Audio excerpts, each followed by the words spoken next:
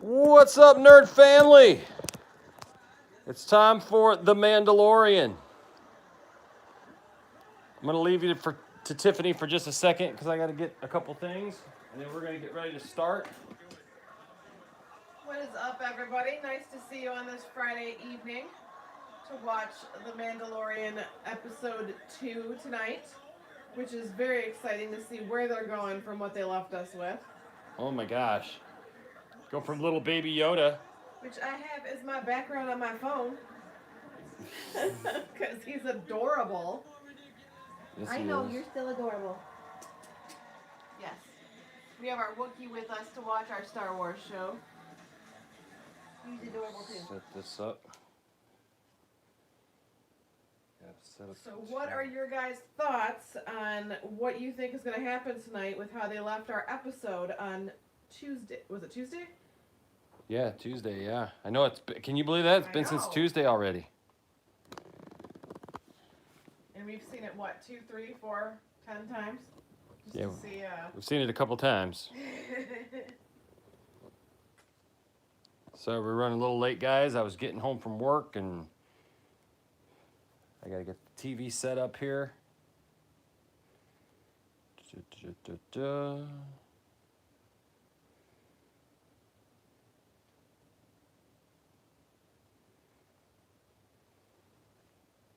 I think I have yet to sign into Disney Plus yet.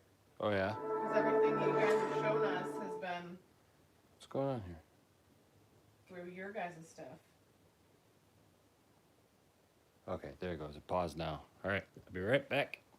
2 seconds. We'll talk about this. So you guys be setting up. I was going to say, how are we going to watch this if everyone else... Are we going to do it where we all hit play at the same time? Yep, so we're all going to hit play at the same time. This is how this is going to work. Give me just a second. Right now, I got it set up. It says it has Disney on there. Oh, what happened? He's like, I'm listening, Dad. I know. I'm listening. I know. Okay, so.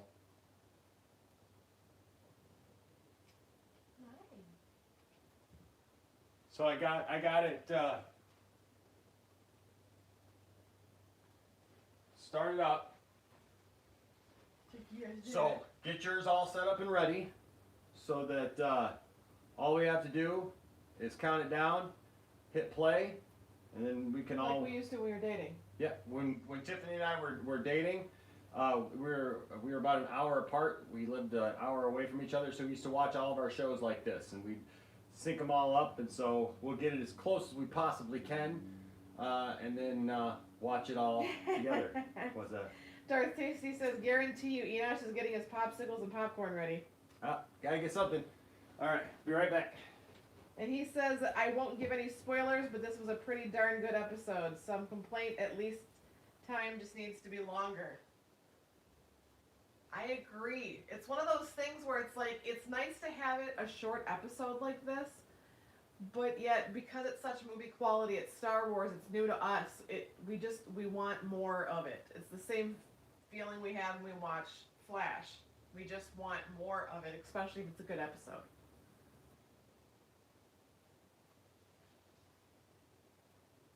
And Darth Tasty, how many times have you seen this episode? Have you only seen it once? Is this going to be your second time, or...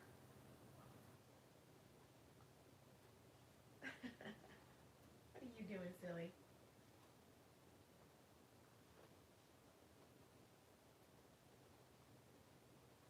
Weird concept, like when you're going to the window, what are you doing exactly? It popped off. I don't know. You just heading to the window? No, we just point. In the club, we just point to the window, to the wall. Okay. We just point. Okay, look, we're not going to have sweat on the balls dropping. Okay, we're going to dedicate this whole act. We're going to start first with going You're all to good. the window. You're right there. That's fine.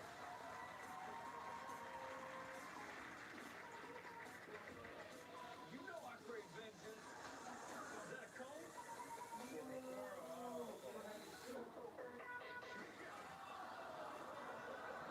he go through? We don't know. We got a dog on it that was like, no way he's going to try to jump through the window.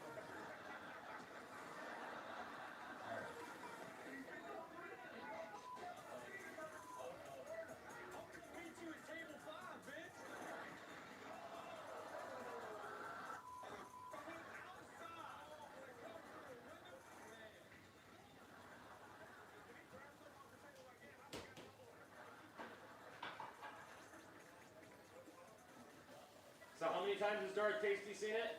He want there's been no talking since. All right. All he said was, "I won't give any spoilers, but it was a pretty darn good episode. Same complaint as last time, just needs to be longer." He said 3. He's seen it 3 times. 3 times that you've seen it, or is watching it with us going to make it number 3?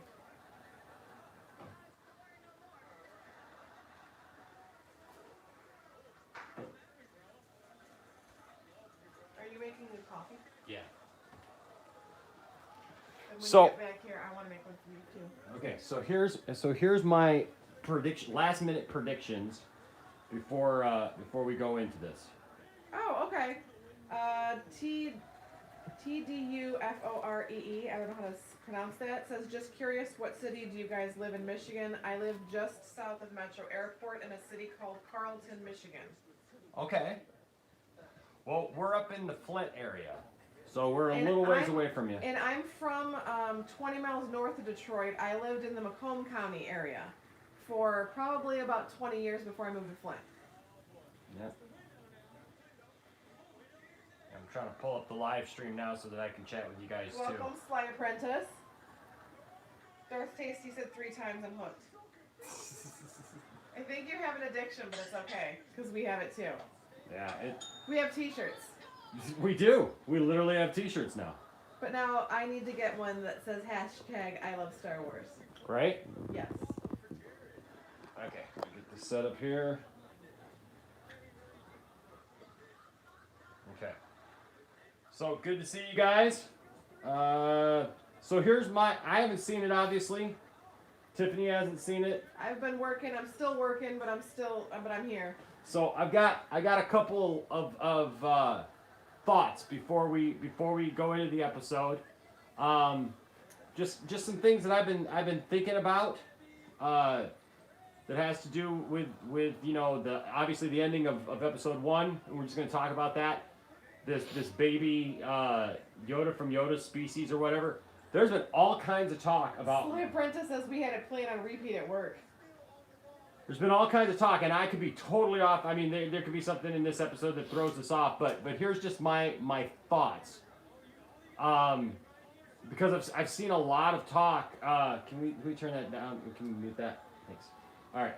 So I've seen a lot of talk about what this baby could be.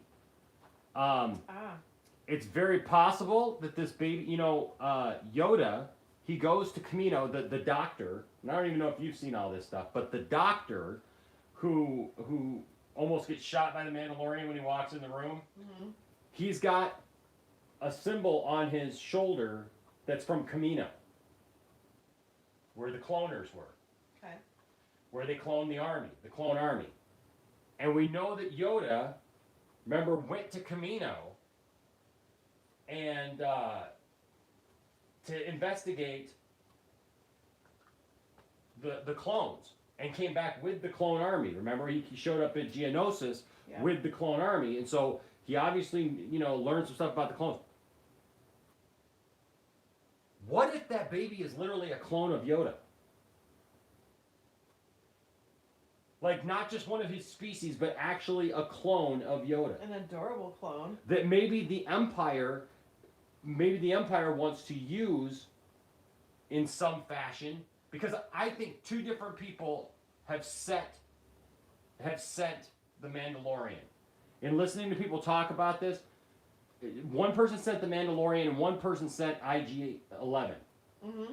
Yeah, because he said, I thought I was the only one on assignment. Yeah, and the thing was IG-11 had instructions to kill the baby. The Imperials, He says that we'd rather have him alive because if not, it cuts your bounty in half. Yeah, so the initiative was not to kill the baby, if possible. So it's just got me wondering, like, what if they're wanting to raise an army of Force-sensitive Yodas? Because Yoda has midichlorians off the scale. The only one that's had a higher midichlorian count is Anakin. Got 2 things here. Once you're done. So I could be totally off with this, but after just listening to some people theorize about this, the timeline seems about right for that, I don't know. What? Darth Tasty says there's another rumor going around too that Boba Fett was in the first episode. Don't think it was him, but the armor did look like him. I did see that Darth Tasty, and the helmet looks a little bit like him.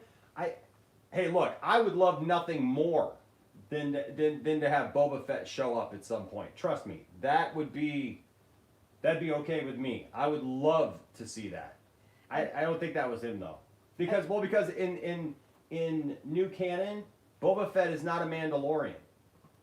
Neither Jango Fett nor that's one of the things that I don't care for about new continuity is that back in Legends, Boba Fett most certainly was a Mandalorian, and they were from the House of Fett, and that was the way it was. Unfortunately, since they've changed it, he is not a Mandalorian. Jango Fett was not a Mandalorian. Jango Fett simply had the armor, and so it really wouldn't make sense that Boba Fett was in that whole den of Mandalorians, so to speak. The den of Mandalorians, Mandalorian Den. Band name. All right, sorry. So yeah, but I saw that too. And then Hail Caesar said Palpatine had Yoda's gear after their fight. Could get it from that. It's definitely a possibility. So it's going to be interesting to see what exactly transpires with this baby. All right, 2 minutes. 2 minutes. I'll be right back.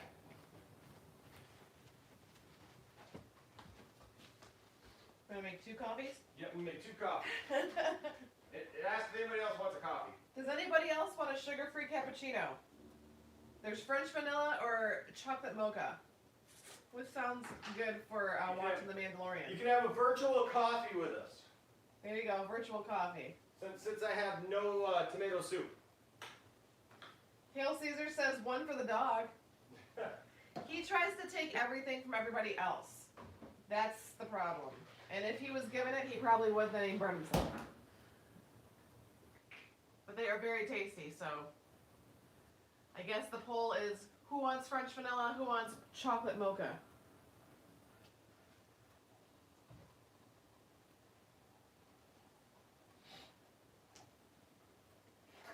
What is your drink or snack of choice while watching The Mandalorian? Do you drink blue milk?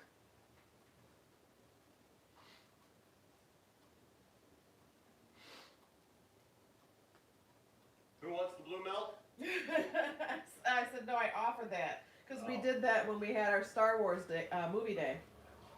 I actually made R2-D2 cookies and I put blue food coloring into milk to make blue milk. Wasn't too bad though. Do you want, guys? See, this is what I'm saying, guys. Do I not have the best wife or what? I think she's probably even better than Mike Zero's girlfriend. Like Zero's a girlfriend? Oh, you missed that? I'm joking. That's why I said it. Because you said it in one of your videos. Yeah, I know. I thought you knew You that. said it in one of your. Mark Uno said it in one of his videos. Well, because did I tell you about how I got yelled at by a Mark Zero or Mike Zero fan this week? Oh, well, see, there's she wasn't numerous even know. ones that. Yeah, no, I actually had somebody yell at me this week. They messaged me. The one that said that he is he's got a girlfriend and he's got a girlfriend and he's a fine man. He's a 10 of a man and a hard worker and like I never questioned any of that. I questioned his ability to post 10 videos in a day. It was his information that he pulls out of his behind. Yep, that's what I questioned. What was the He said, what about blue milk, Uno's wife? Mrs. Uno? Yeah. Mrs. Uno. Darth Tasty said, I had somebody tell me that he's allergic, cool guy, but I made a couple comments on his page. Oh, a legit cool guy, not allergic. That makes more sense. He's not an allergic cool guy? No, apparently he's a legit cool guy. That could very well be. Well, we've said too, maybe he's just a really good actor and he does this just to do it. I don't know, to get the people. I know, you gotta love autocorrect, right? Half the time I use speak to text and then you send it and you're like, that's not what I said. You know, there's even rumors that Mike Zero is a plant by Lucasfilm. TDU4 says, love your toy hunting videos, especially Triple Force Friday. I collect Star Wars black figures. Awesome. And Hail Caesar said, allergic to blue milk, LOL. Who was that said that they're in the Black Series? TDU4, who lives south of Detroit. Oh, did you tell them that I got a whole room full of them? Yeah, we're going to have to show you a video after The Mandalorian. For those of you who have not seen Enash's toy room, he literally has, not even joking, an entire wall dedicated to Black Series figures that he's collected. He was a little late to the game, but he caught up, and he's got an entire wall dedicated to it. When he usually has his green screen in his office, the green screen has to cover that wall because there's so many. So you guys have something in common. Well, you know, that's the cool thing is we've actually gained quite a few new friends this week. So they haven't seen the toy room. Darth Tasty also said, Lucasfilm knows who he is. I read an article about how they have somebody who watches his page. I read that same article, and that's weird to me because why would you have somebody watching a guy's page like that? That doesn't make any sense. Why would you admit to that? Why would you admit that you're watching somebody? For what reason? Maybe they'll start watching Mark Uno's page. Are they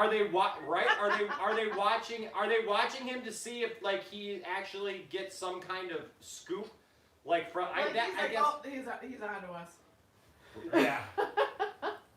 Then I think Disney's just waiting to catch him playing with his action figures again. TDU4 says, I have over 120 so far. It's addicting.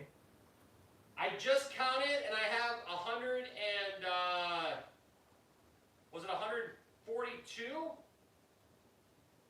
He says he's at 142. Where do you go to get yours? Do you get yours online? Do you go through toy stores, GameStop, just on the hunt? Or do you get yours, like, buying them? How do you get your Black Series figures?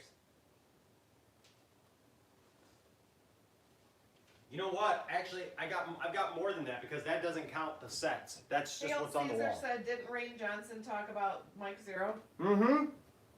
And Jeff Felty just says, hey guys, hashtag I love Star Wars. Hashtag I love Star Wars. That's right. I love Star Wars as well. Yeah, no, I got about 140. Yeah, that's yours. What's that? Good news. Well, yeah. So I got about 140 on the wall, and then, but that doesn't count all the like the sets and all that stuff that come otherwise. The So doubles, yeah, the little tiny Which is- porgs. which is funny because when those first came out, I remember I was like, oh, I'm not paying $20 for a figure. This is just a, And I was like, woo. I was like, Yeah, and then that changed. yeah. Then I was like, you know what? These are kind of cool. I'll just get a Bespin Luke, right? Just a That's where Bespin it Luke, starts. and then yeah, before I knew it, He says he goes to Amazon, Target, Walmart, Walgreens. I love the thrill of the hunt and getting them at a good deal. It's exactly what he does. dude, that is totally me, man. It'd be cool to go on a hunt with you sometime. If you're from, I don't know if there's any more besides, there's two of them that I'm aware of. Hall Road area, and then there's also Great Lakes Crossing. There's a place called Second and Charles. Have Yeah. you ever been there? Because they've got all kinds of collectibles. And There aren't sometimes much Black Series though. they I've never found much Black Series there. they do, but they're usually out of box because they're in behind the glass. Yeah. But if you collect anything else besides Black Series, I mean, we can find Stranger Things, we can Oh, yeah. find pop vinyls, video games. There was a really cool thing. Did we ever end up getting the Han Frozen Carbonite light? No, We they wanted wouldn't. that, They though. wouldn't come down in price. It's probably still there. It was super cool. Probably still there. It's Han Frozen and Carbonite, and it's got, is it Bosch Leia? Oh yeah, the Bouchelet. And Yeah. she's like up against it, and it lights up on. Oh, it's so cool. Tell you what, she's awesome, guys. She's Hey, awesome. I'm the one that came home from because I like to decorate our house, and this is before we started putting a ton of Star Wars stuff out. And I was like, hey, I was at GameStop today, and I saw this really cool snow globe with a Wampa, and it's Luke upside down. You know, shake up the snow globe, and he's like reaching for his lightsaber, and he's like, why did you buy it? I'm like, I'm going right now. That's genuine, folks. That's genuine. Hey, speaking of Black Series, did you do the thing? I did, and I couldn't. You couldn't get the thing? I got what I needed to for Christmas, but it wasn't considered a pre-order because it came out today, so they could not take any more pre-orders. So I have to call back Monday to see if they have any more of the Purge Stormtrooper that it was supposed to come with. If nobody picks it up, whoever calls first, I work 2 minutes from there. If you want to call because you know the dude, I will run off there on my lunch break. You talked to Ian? All right. He said he couldn't do what he couldn't do, but he says after the pre-orders come in and they got to fulfill the pre-orders first.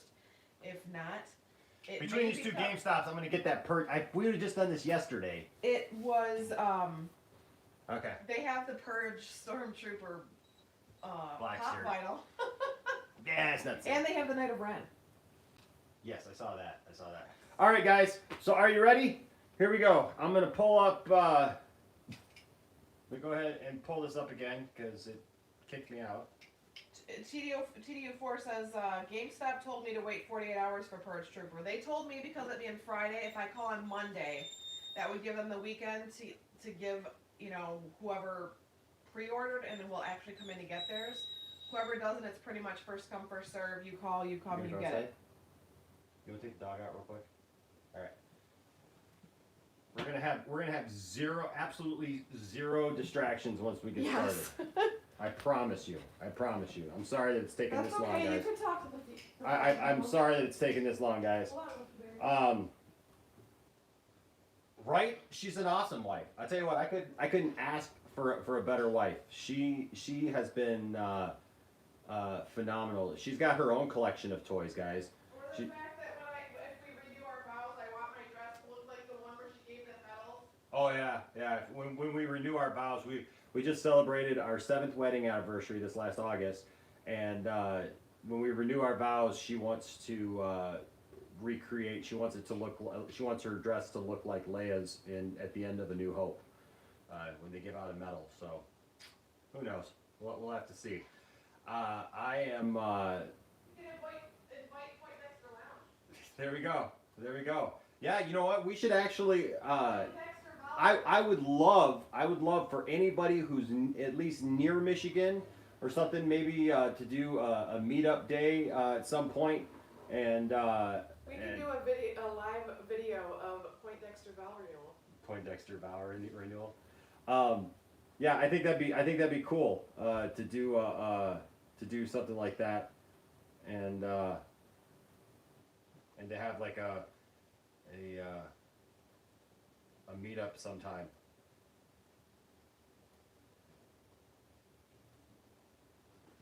Well, good, Mario. I'm glad. Well, yeah, like I said, I'm sorry that we got started a little late. I wanted to be here right at 8:30, but unfortunately, I had some work stuff that I had to do, and I got in like right just in time to get in here and get changed. But like once we get started, but you know, we were talking about this thing with. I'm really surprised that they're only a half-hour episodes. Are you guys really kind of surprised that they're only like about a half hour? That's really unusual for dramas usually, but I mean, as long as it's good, I don't care. But obviously, you know, you want as much as you possibly can get, which just means that with 8 episodes, I mean, we were all thinking that was going to be, you know, like 45 minutes, you know, 50 minutes, even if it was like 45 minutes with, you know, the endings and stuff, you know, that would be fine too, because you get about 40 minutes in a normal thing. But with this, we're not even getting that, so it's kind of strange. I just, you know, I know that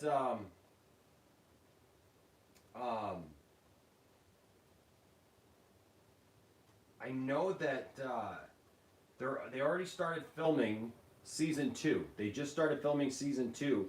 So hopefully we don't have to wait too long for season 2 then.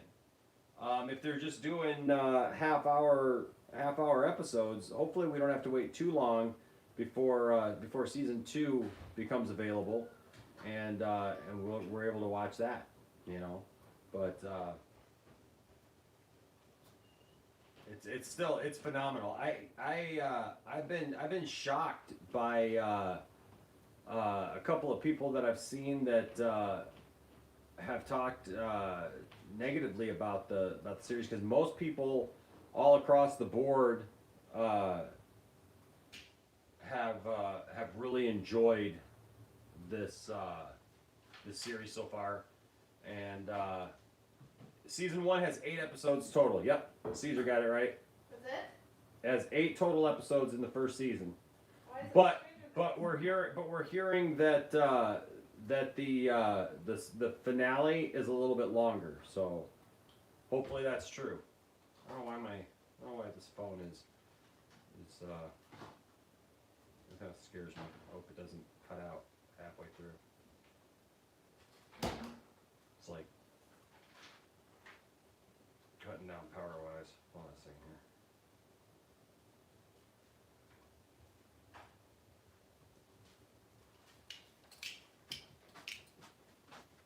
All right, I think we're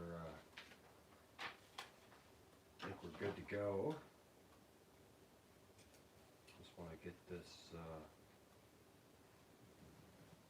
Oh man, it's cold. I feel like Jack Torrance of The Shining at the end of the movie. Because we're spending all of our money on streaming services. No, it's the fact that Michigan's stinking cold, I know. and I feel like Jack Torrance on the end of Shining when I go out there to take him to the bathroom.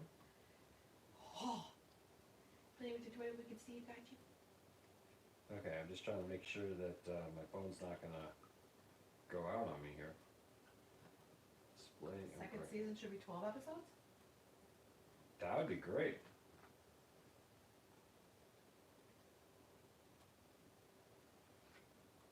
Alright, I don't know why this thing is doing this. It shouldn't be doing this, but Doing what?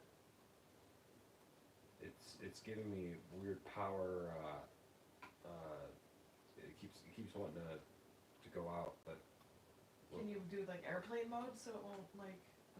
if I go to airplane mode, it won't do the thing. No, it keeps wanting to go dark, and so I'm trying to keep it from going dark. But all right, guys, I'm gonna throw this up on the screen, and we're gonna go ahead and get ready. So get your streaming service ready. Get your skis shined up. Grab a stick of juicy fruit. The taste is gonna move you. Right? Okay. Jeff just said, that's funny, I just bought Avengers Endgame on Blu-ray, then subscribed to Disney+. And now you have it both places. That's a whole other video and a thing to talk about. Is Yes, TDU4, 25 degrees, it's cold in Michigan. yeah, that's a whole other thing to talk about, is how streaming services are going to put physical media out of things. So, all right, so we're at the very beginning from the recap on. So We're guys, gonna lose GameStop because of that too. here we go. Ready? On your mark, get set, and watch. Hail Caesar says it's 65 degrees in Cali. Come on. There we go. You think? Is it? Oh, why? What is it doing? Is yours stuck? Why is it stuck? Mario says no matter how much you like streaming, it's always good to have a backup. You never know when the stream will disappear. That's true. I agree with that.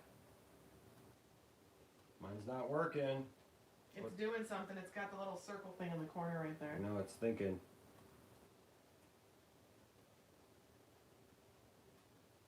Don't tell me we're not going to be able to.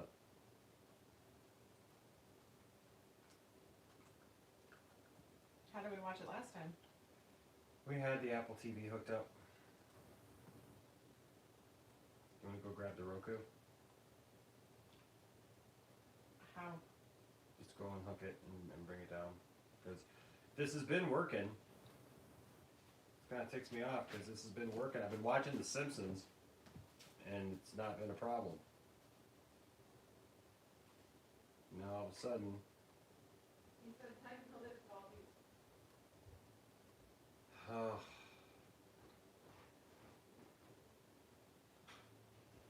I'll be glad when they do the update. I had the same problem with DC Universe.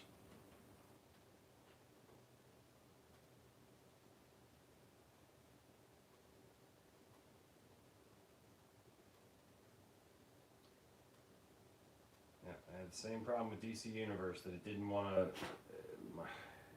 to cast right to my smart TV. Like, that's why you get a smart TV, and then they just they want to act squirrely, act funky.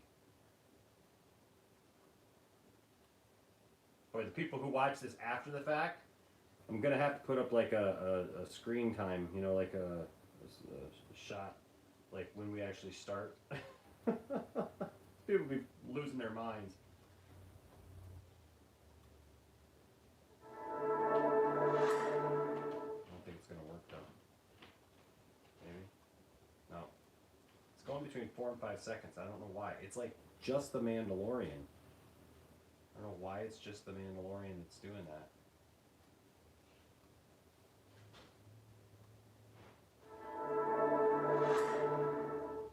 It's got the Disney thing.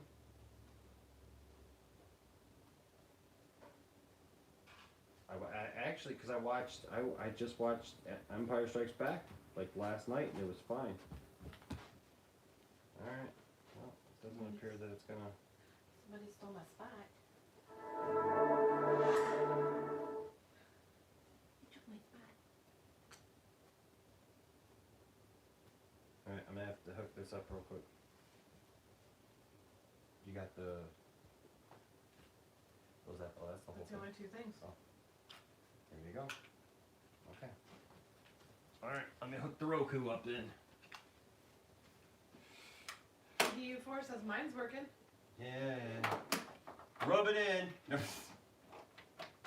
Darth Tasty said thankfully LG came out with an app that works well.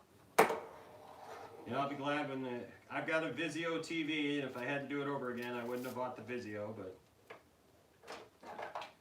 Jeff says can't wait to start watching some old Marvel shows. Geeked Up Customs says hey brother. What's up, Geeked Up Customs? And Hail Caesar says are streaming through the phone you might need more range. No, it's not that. It's literally it's just been the fact that just like with DC Universe, it's this thing of like with it first coming out,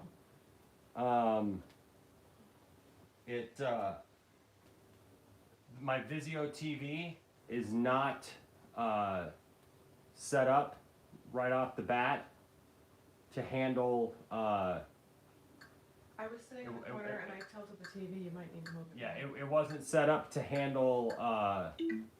This will be better anyways because we'll be all like boom and go. But no, for some reason when we got DC Universe, for 3.5 months, I couldn't stream to the TV, and then when it would stream, it would do just picture and not sound. And then it did this thing where like it would stream, but I couldn't control it. You know, like I couldn't fast forward or rewind or anything. And I can't see that. and then they did an update, and the update finally took care of it. But they were like, it's a known issue. It's a known issue. We can't do anything about it. So then with this, it's been working fine. When I watch The Simpsons, I've been watching The Simpsons. I'm on season 2, in the middle of season 2. It works just fine. And I watched Empire Strikes Back last night. It works just fine. It's not consistent, and apparently just not when I'm live streaming does it want to do it. But that's all right because I hooked up the Roku and we're all set. And so now I'm gonna pull this up, and actually this will be just fine because now we'll be set and ready to go. So I've got it on the main screen. It's actually showing. I'm showing Grandpa Ugnat. It's showing the 2 episodes, and I'm gonna go ahead and hit play. So here we go. We're all set now. 1, 2, 3, go. Wicked Steve said hello. Sorry, I already saw 3 episodes in, and wow is all I'm gonna say, especially about this one.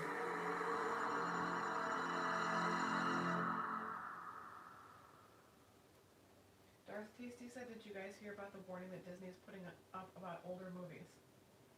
Yeah, I heard about that. At least they're not taking away the movies completely or changing them. At least they're just putting up a warning. I'm fine with a warning. For the older stuff, like instead of taking the crows out of Dumbo, for example, they put up a warning that says cultural differences and stuff back then. Wow. But at least they didn't take it out because there was a rumor that they were going to. All right, I'm looking at a little creature here.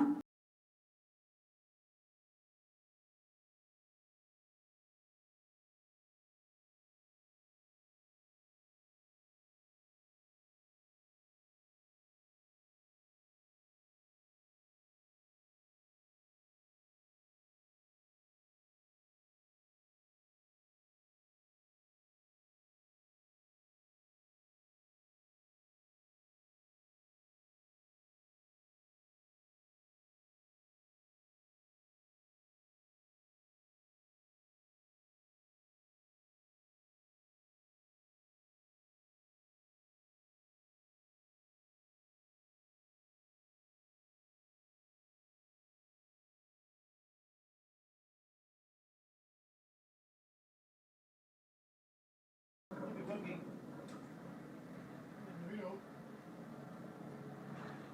Oh.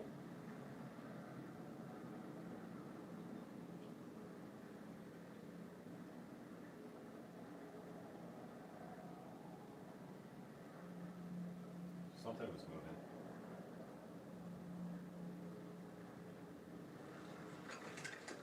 Maybe it was a leather thing.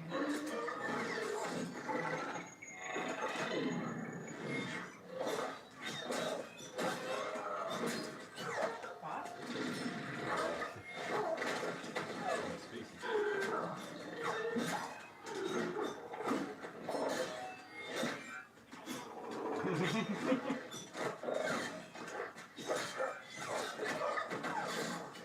Like all we can call the baby thing is Baby Yoda because he doesn't have a species name.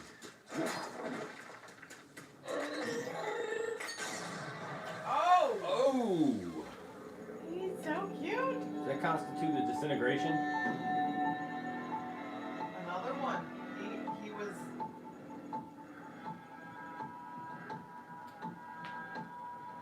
He's like, keep me safe, Mando. That little face. I know, right? The child.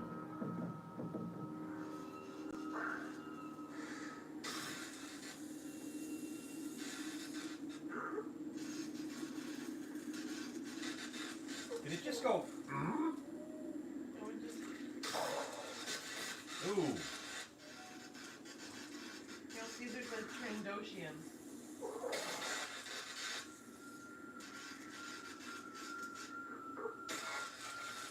He's cauterizing his own wound. Uh-oh.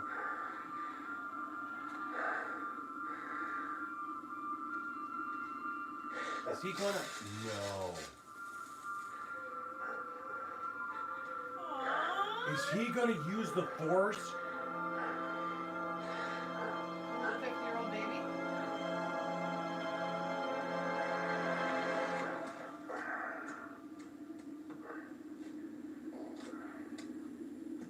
He's like, but I was gonna help you.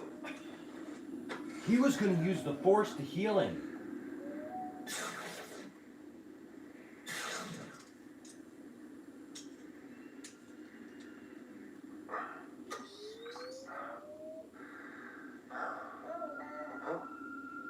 Look, he's doing it again. Aww.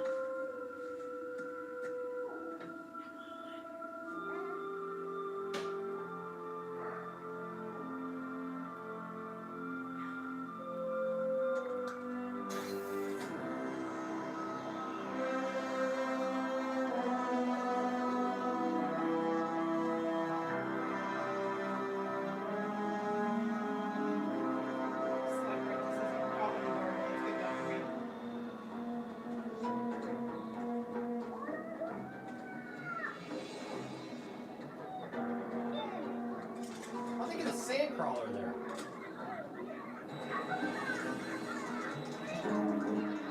Like picking apart his ship.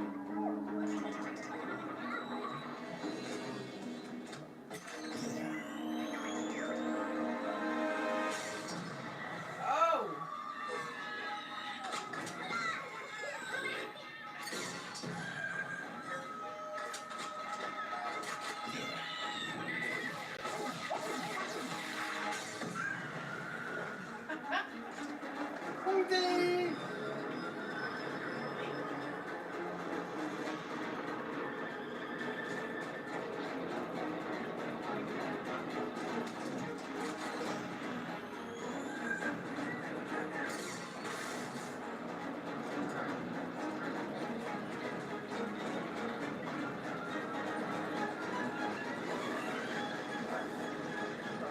Nice.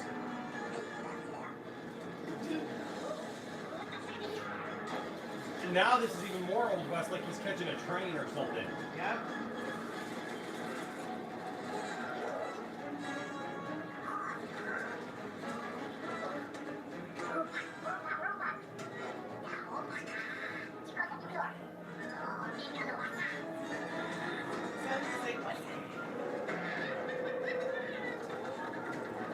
Oh, iceberg.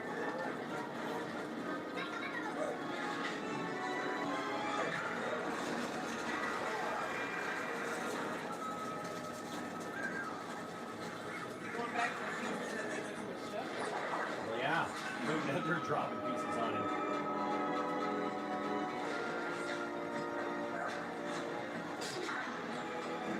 Well, we know that they're not on Tatooine because the figures that actually are for this, the Black Series figure, the Jawa is called Off-World Jawa. So obviously this is not on. This is because of that we know that it's not Tatooine, even though it kind of looks like Tatooine.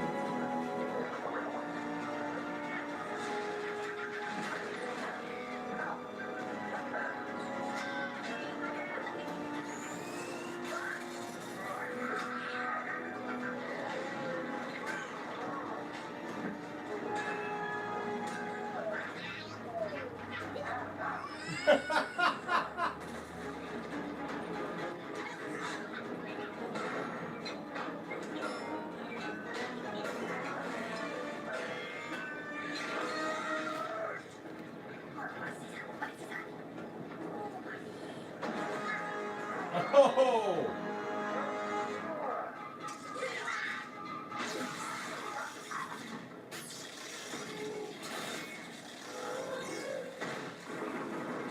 Man.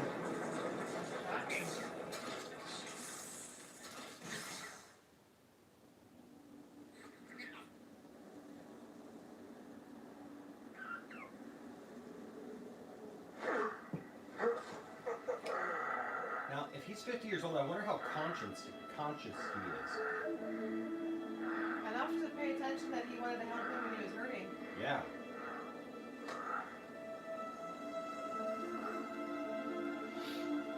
The facial expressions on it. I know, the facial, yeah, right? The facial expressions on that baby. And are those just- eyeballs.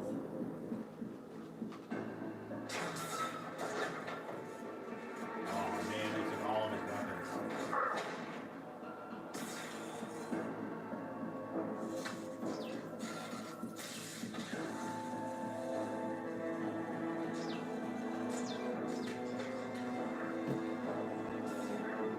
Completely gutted his ship.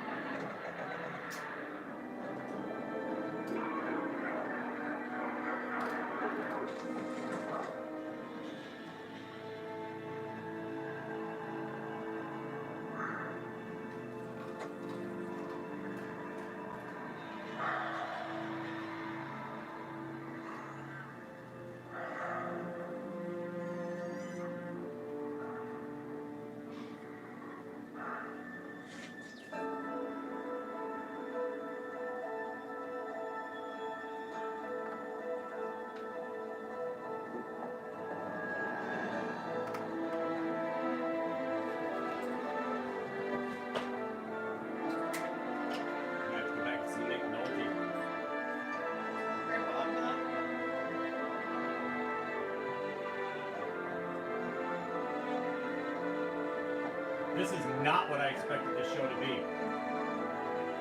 But this is awesome. It is.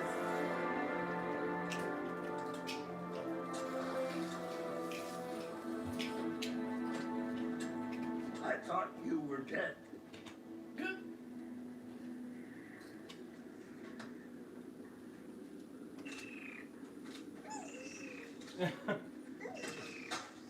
Oh my gosh. The cuteness.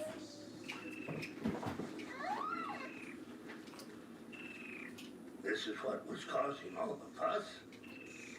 I think it's a child. It is better to deliver it alive then. My ship has been destroyed. I'm trapped here. Stripped, not destroyed.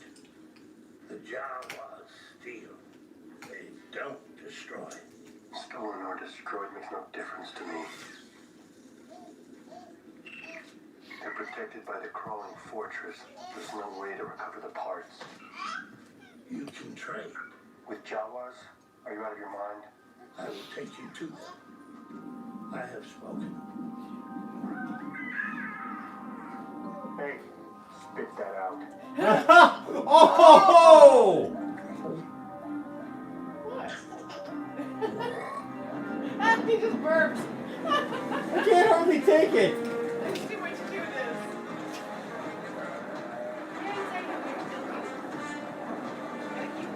Oh my gosh. Cute Yoda baby. I know. You gotta deal with it. Yoda baby's cute. You're cute. You're cute too. Wait.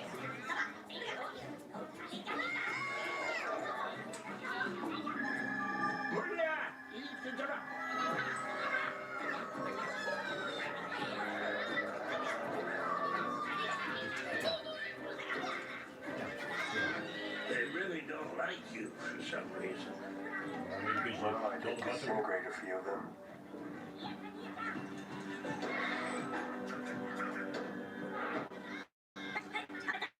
You need to drop your rifle. I'm a Mandalorian. Weapons are part of my religion. Then you are not getting your parts back. Fine.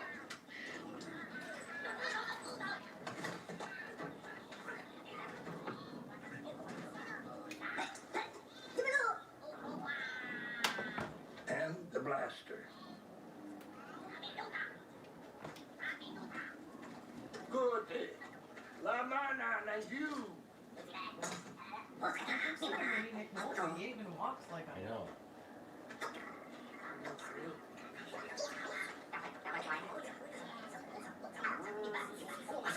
It makes me wonder how they did that.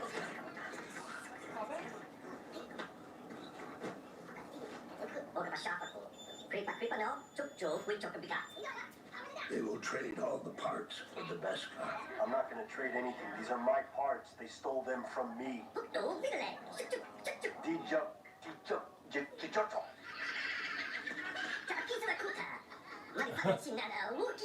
You understand this? Oh! So there you are. Take the Garuaka. Really day. Get away from it! Change Luma.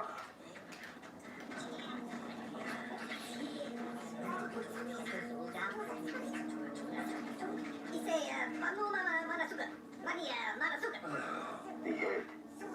Egg. The egg, the egg, the egg. the eggs are gonna eat it. No, it's apparently something. The egg. That's funny. You guys think they're so good about Black Series Jawas? Yeah, the Black Series Jawa that came for this show is called an off-world Jawa.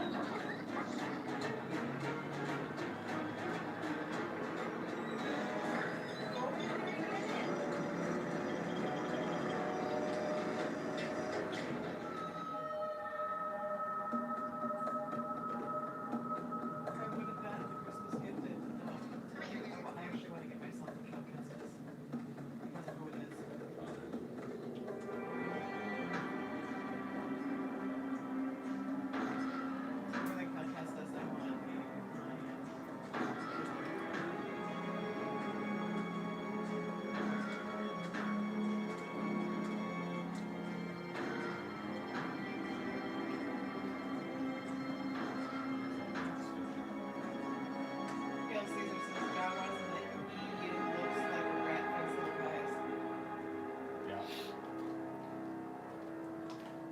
giant sphincter in the ground.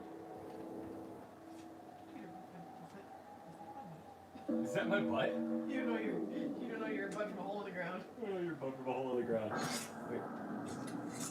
Is that my butt?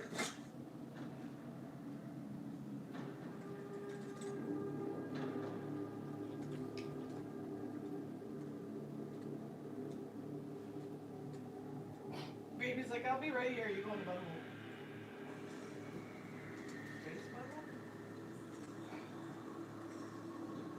Hey, in Empire, they went in the front end of that one creature in the asteroid. They're not going in the back end.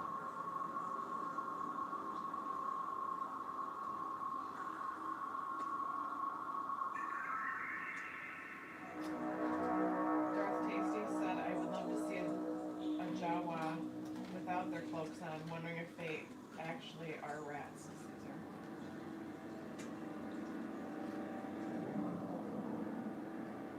Is it going to be one of those things that the Mandalorian skull comes from? The mythosaur? Yeah. That's what I thought those little lizards were in the beginning. That's what I thought the lizards were.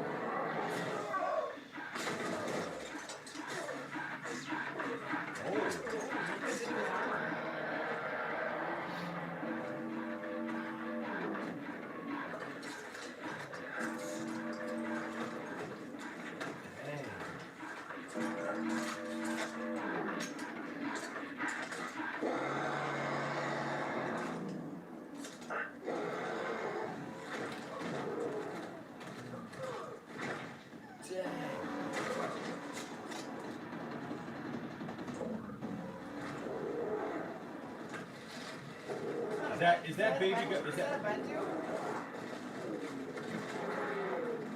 Baby Bentu, maybe? So he's got a controller or something with it. Is the baby gonna do something? I think the baby's gonna go like this and like stop it. Oh my gosh.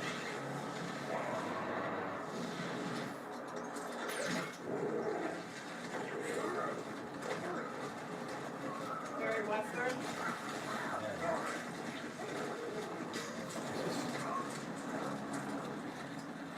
You'll see what says Wikipedia. Jawa.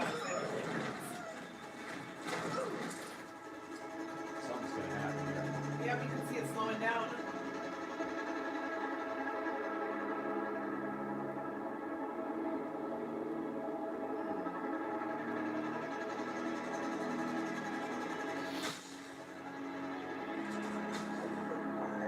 Robert's like inspiring too. He's gonna save him, which is gonna make Mando want to save him. Well, yeah, because the baby's right behind him now. Right here. Yep.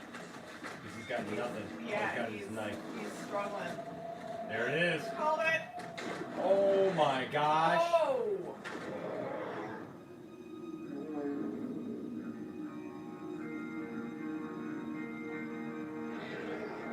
Holy cow! 50-year-old baby Yoda can do that? What the heck?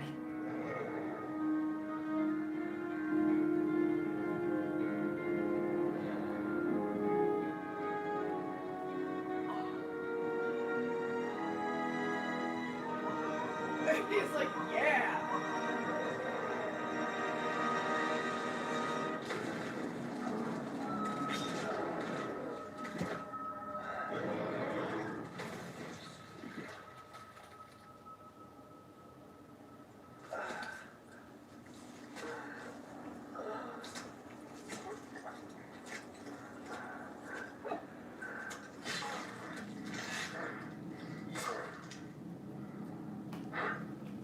Oh my gosh. That was awesome. Poor little baby. It's time for baby nap now. When you use the force to pick up a huge creature. Aww.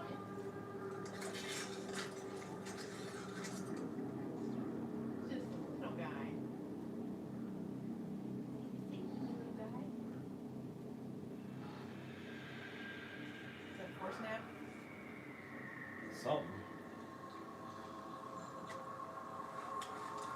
Here's the egg. Hairy egg? Oh. You sure it's an egg? So that explains why it was going against that, because it was a mama, whatever that was. She was protecting the egg.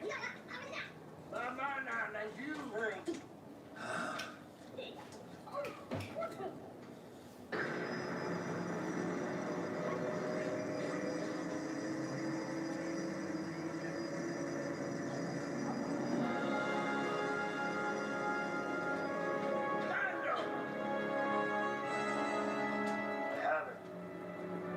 I got the egg.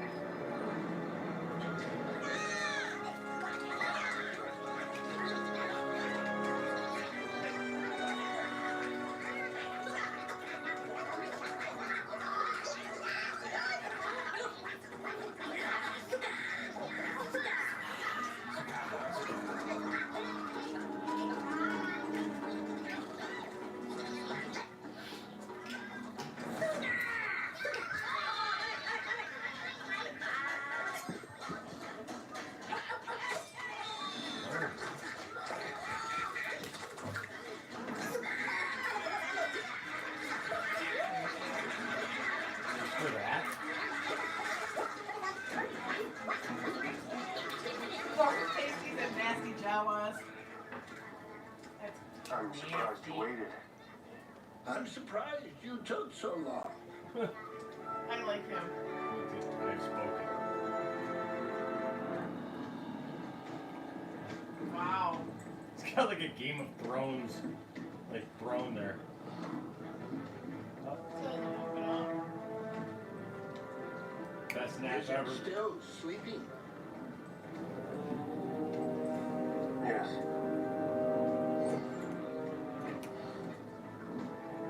Was it injured? I don't think so. Not physically. Explain it to me again. I still don't understand what happened. Neither do I.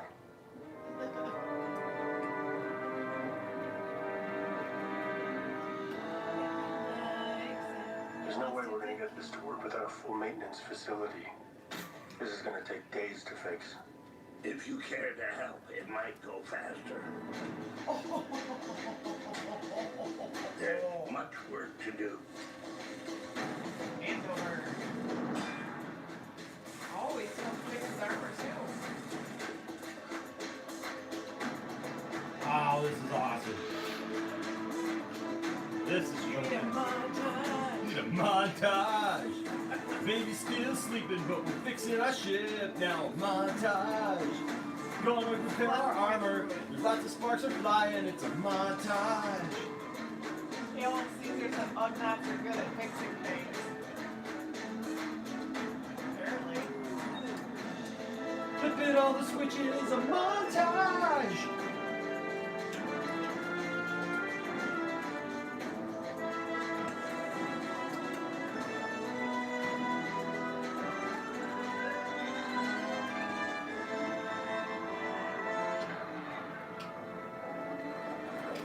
Montage you get that overnight. Exactly.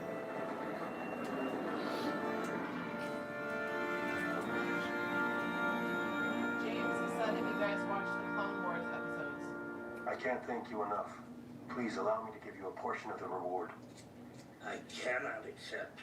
You are my guest, and I am therefore in your service. Watched about 2/3 of the Clone Wars. I will not I accept could use a unspoken. crew member of your ability, and I can pay handsomely. I am honored, but I have worked a lifetime to finally be free of servitude. I understand. Then all I can offer is my thanks. And I offer mine. Thank you for bringing peace to my valley.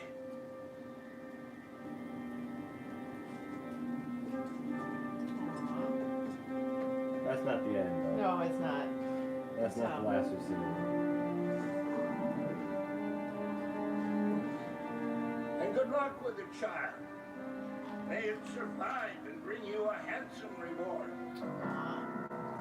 I have spoken. Love it.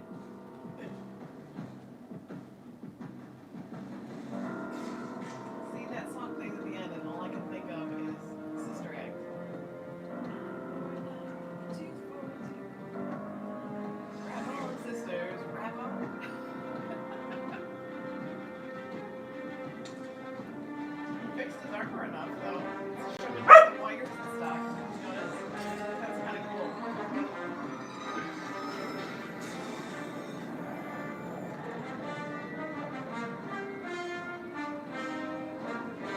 Bye, Grandpa Ugga.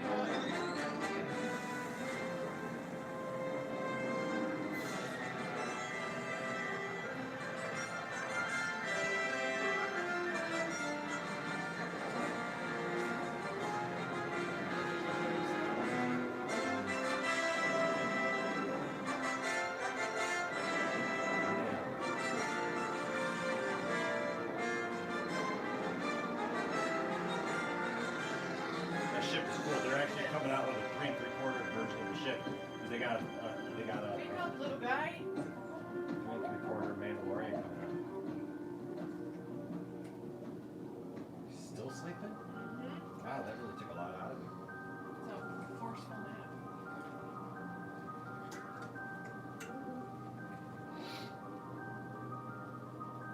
Christmas idea, Baby Yoda.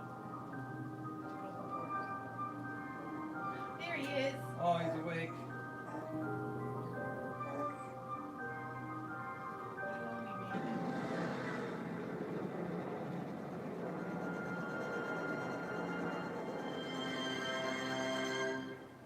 Oh, come on. Man, I love the artwork. Right?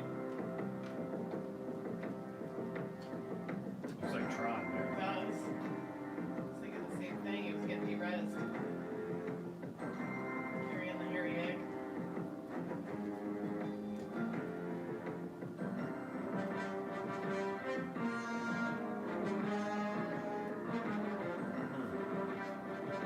I just wonder how they got Nick Nolte to look that small. Like, you know what I mean?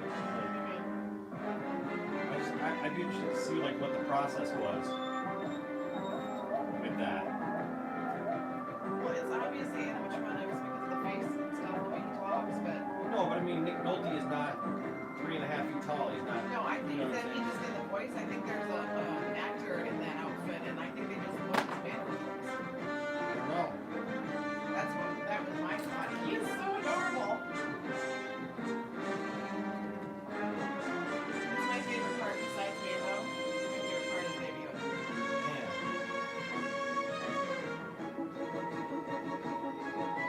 Okay.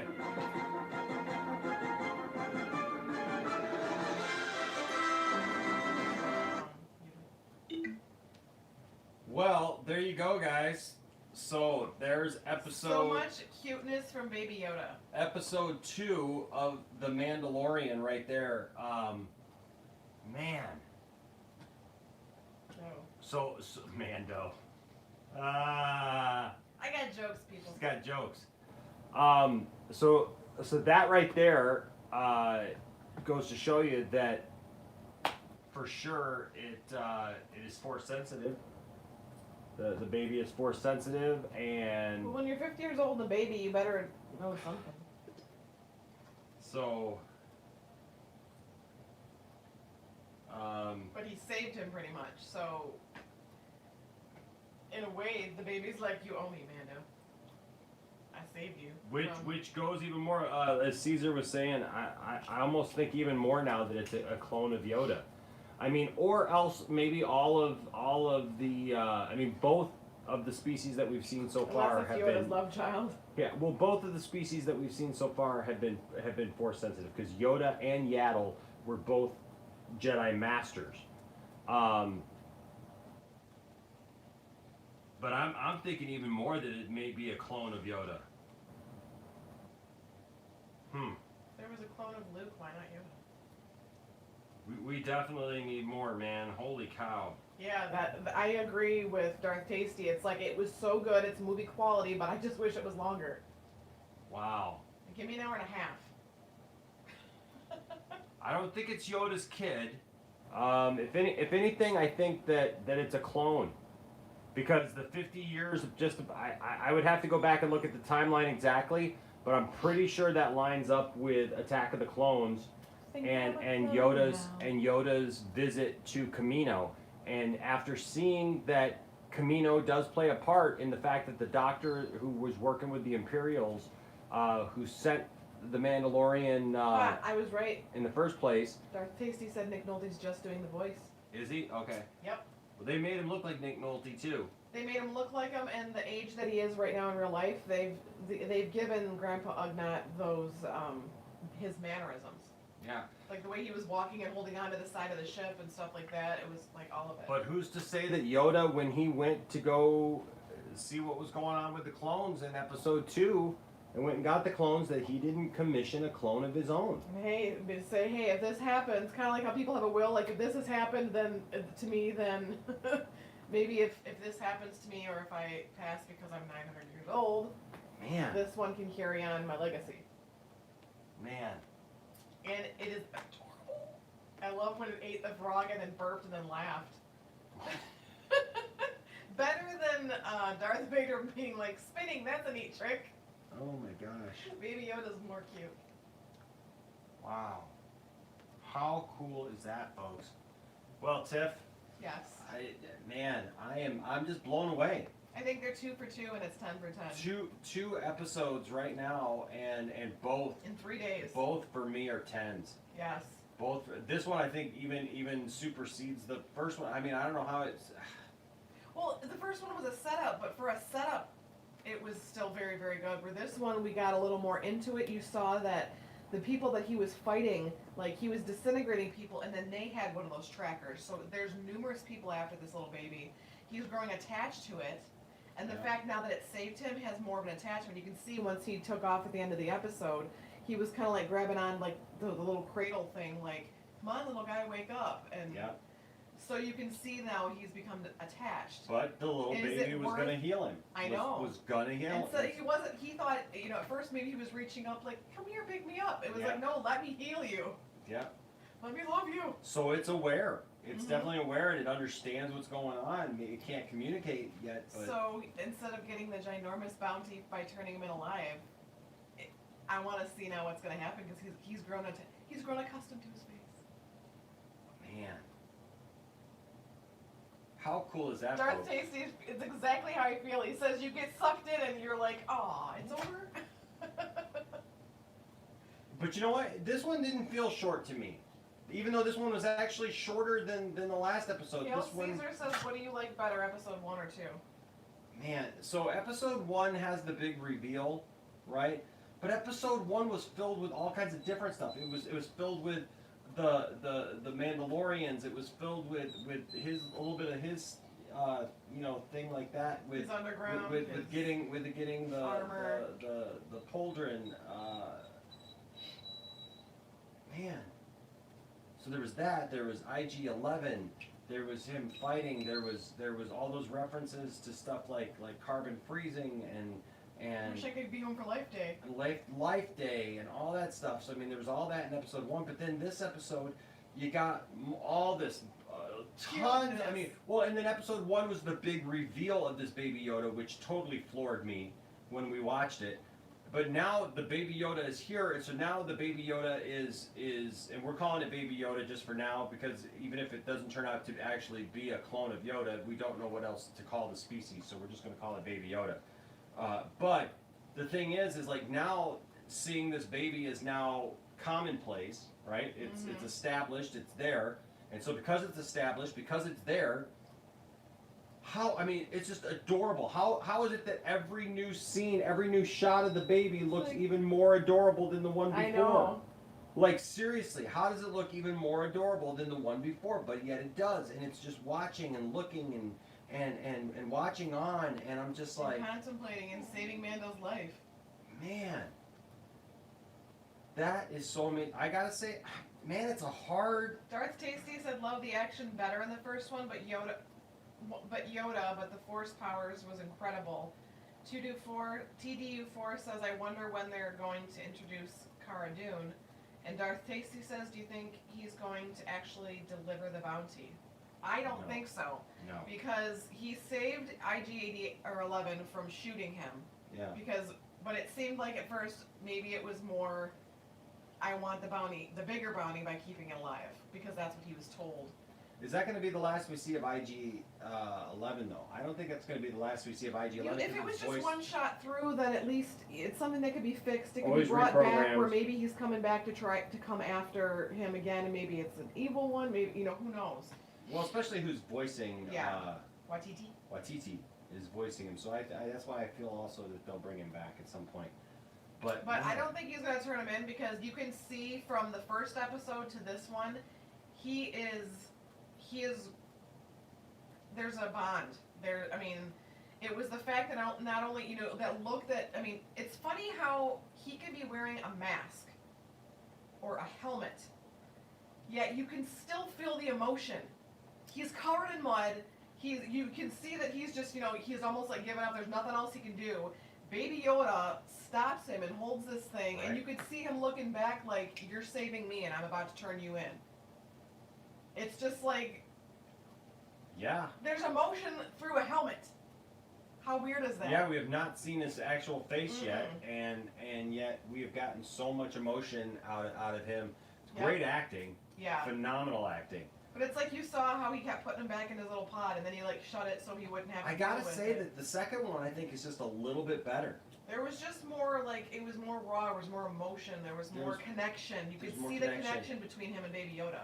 There was, and that's the thing is like And they had to build that in it this was episode. more progression of the story, and we got to see Jawas, we got to see him hanging off the side of a sand crawler. He's like a little single Mandalorian daddy. Right, we got to see him, hanging off the side of a sand crawler. We got to we got to see more Baby Yoda. We got to see him get his ship back. We got a montage. We got all these different things, man. Hail Caesar said Mandos always deliver their bounty. TDU4 said they think there's more than one IG-11. Because Hail Caesar said there was 10 IGs. Oh well, yeah. Well, I mean, Maybe there's different version. well, there's more. different version, Well, there's going to be same more than voice. that, because if you remember, I mean, there's IG-88. Mhm. So I mean, obviously, there's more. There's tons more IG assassin droids. So Or maybe just the same looking up droid, same voice.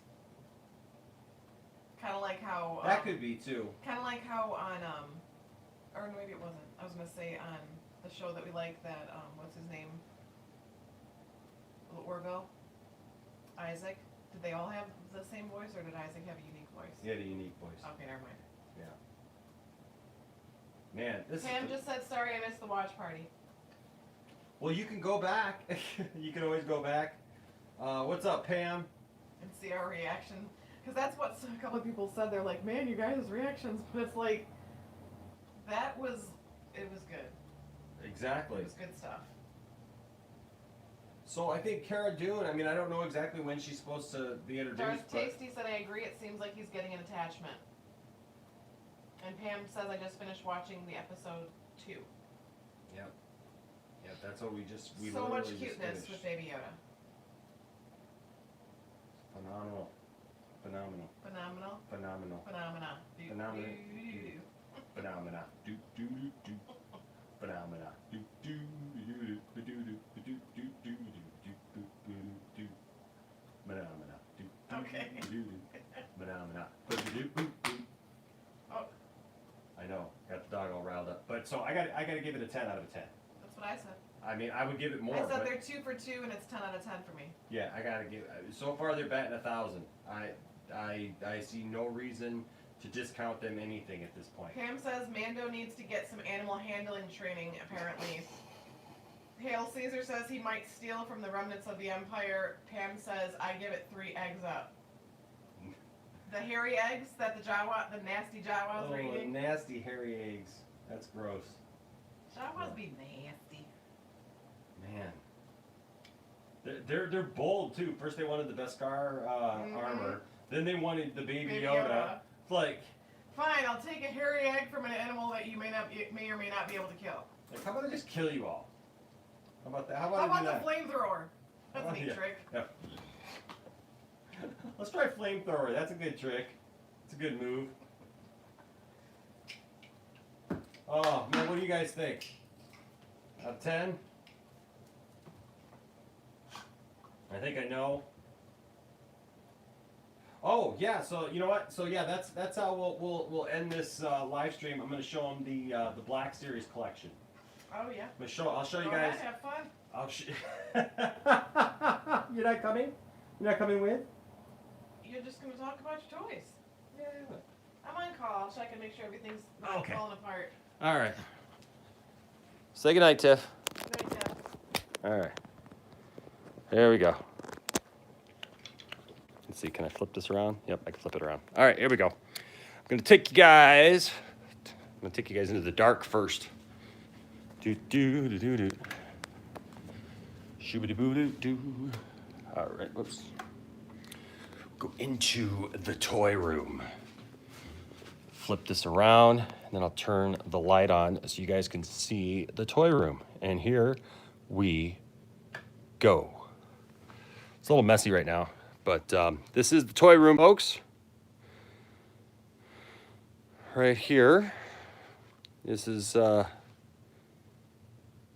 20 years of my life. Yeah, when people try to tell me that I don't know Star Wars, I go, yeah, you may want to second guess that. You may want to retract that statement. Just saying. So, kind of take you on a little thing here. So I've got some stuff here in the cabinet. Got some pop vinyls down over here. This has a light, but there's a Death Star playset back there. Some stuff here. Got Gentle Giant Boba Fett over here. That bald beard on the channel got me. Got some cool stuff up in here. Some old Hot Wheels and stuff like that. Couple things fell over back there. Got some G.I. Joes. If you guys are into G.I. Joe. I was big into G.I. Joe and Star Wars when I was a kid. I don't collect mini Legos. You know what, Caesar? I had a couple of Legos stuff when I was when I first started off, but Legos were never really my thing. I got a couple Lego sets, but I don't really do much with Legos. So this is excuse me, my USS flag. Oh yeah, see, I got Snake Mountain there for $5 at Goodwill. And then, of course, got Castle Grayskull right there. There's a couple Black Series things down there. Here's the new Mandalorian pop. And so then, here, let me turn a light on here real quick. I'm going to turn a light on, kind of bring a little bit more light to the room. Greatest American hero, by the way, right? G.I. Joe Camper, the 2000 better than the sucky Barbie, right? Greatest American hero, man. I wish I could afford some Greatest American Hero toys, but those things are so darn expensive. Like there's just no way. I mean, it's like trying to find the Magnum PI car, the Ferrari. It's like $500 just for that thing. It's crazy. So, I have Boba Fett. I've been looking everywhere for a vintage Boba Fett. Oh, you want to, like, you mean just like a vintage Boba Fett, like the 3 3/4 version Boba Fett's? We'll talk about that in a second. Here, let me take you around, and I'll show you guys kind of what I'm doing. So I'll show you Star Wars stuff first. So here's just the stuff that's kind of like sitting there. I got a Boba Fett helmet back there, right? So that's that. So Star Wars stuff starts about right here. Got a couple Gentle Giant stuff. I got an original lightsaber there. And then, see, I got some of these concept figures. I got all the concept figures for Star Wars right there. So, starting, let's see. So we'll start right here. So this is episode 4. So you can see here some of all the characters from episode 4. There's the cantina back there. If I can get back in here now. All the stuff's so far away now. Got a little Death Star action back there. Got a bunch of Rebel pilots. Stuff falls over, and now I can't get to it back there, but I'll get to it at some point and fix it. I like it, Pam. I like it. Yeah, we'll talk about vintage bobas here in a minute. So that's episode 4. Now I have to come over here for episode 5. So this is my my Legacy Falcon. This is a mask. So this is the Legacy Falcon. I just got this at Motor City Comic Con this year. And then I'll show you the black. I guess that's what we came in here to begin with, huh? But so then here's episode 5. So I got the AT-AT. And then I've got this shelf here that is all episode 5 stuff. I have no idea who this guy is. If anybody knows who this guy is. I got him in a collection of stuff, and I don't know why I just put him there, but I haven't taken him down yet. But so there's the Black Series Han and Tauntaun. There's some vintage guys right there. That is the 500th figure, the Darth Vader in his thing right there. There's the Mynock thing. There's some stuff here. And then here is the carbon freezing chamber that came out a few years ago. And you can see there, got them all kind of set up. Some Mugnots, I have spoken. Lobot there. So that's episode 5. Now, we got to come back over here for episode 6. I know it's not planned very well, but this is how it is. Sorry, guys. Okay. So episode 6, well, I should say this. So this is my, whoops, hold on. We'll get it. So here is my Star Destroyer. I got to get a cap for it up at the top there. But, well, IG-88, all the bounty hunters, the vintage Vader. Not an original lightsaber, but still cool. All right, so now move on over here to Return of the Jedi stuff. Got a Rancor. I got that for my 39th birthday. That's right. Still get toys at 39. I'm 43 now, and I still got toys. Back there is, of course, the Black Series speeder bike.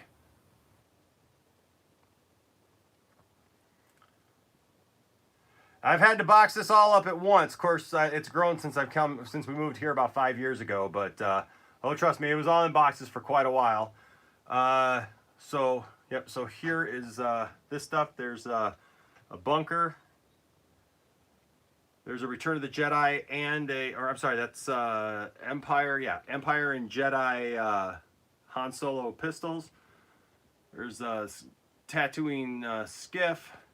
Behind there, I got a full set of the episode 1 cans. And then you come down here, and then here's all of these characters from episode 6, Return of the Jedi. Right there. Over here in the back are a bunch of expanded universe stuff. So I got like Mara Jade, I got Thrawn, I got all the let's see if I can go closer here. Yes, I can. Okay. So back there you can see like all of the I got there Darth Plagueis and Dathomir Witch. This is all the expanded universe stuff back there. The Emperor and Luke and stuff. So then you come down here.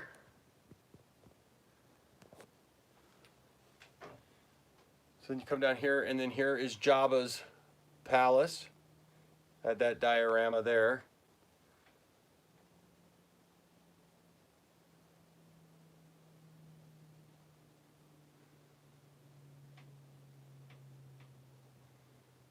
You got the band.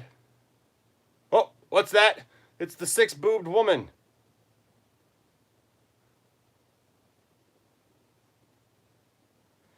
Yeah, fortunately we're not in a flood zone. And there's not really any water near my Star Wars room, so I haven't really worried about that too much. But I hear you. Back here I got an ATST and an old TIE fighter back there. So that's that. So that's episode 6. Then, of course, we skip over here, Yeah, I try to take extra care, definitely. No, thanks for that tip, because I try to take Caleb. I try to take extra care in, like, let me get out of here so I'm not in the right there. I try to take extra care so that my stuff is off the ground. It's not, in danger of being damaged or anything like that. But no, I hear you for sure. All right, so here's episode 7 stuff. Right over here, all the characters and stuff.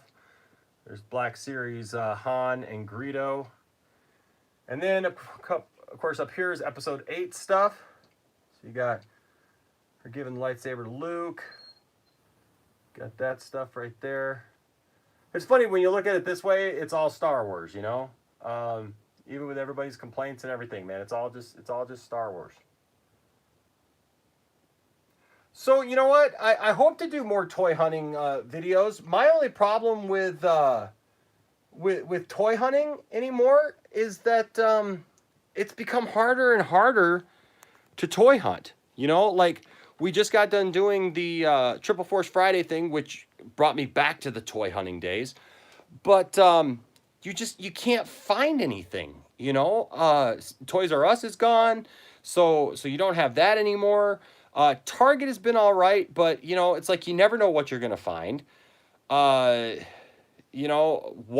in our area are absolutely trash.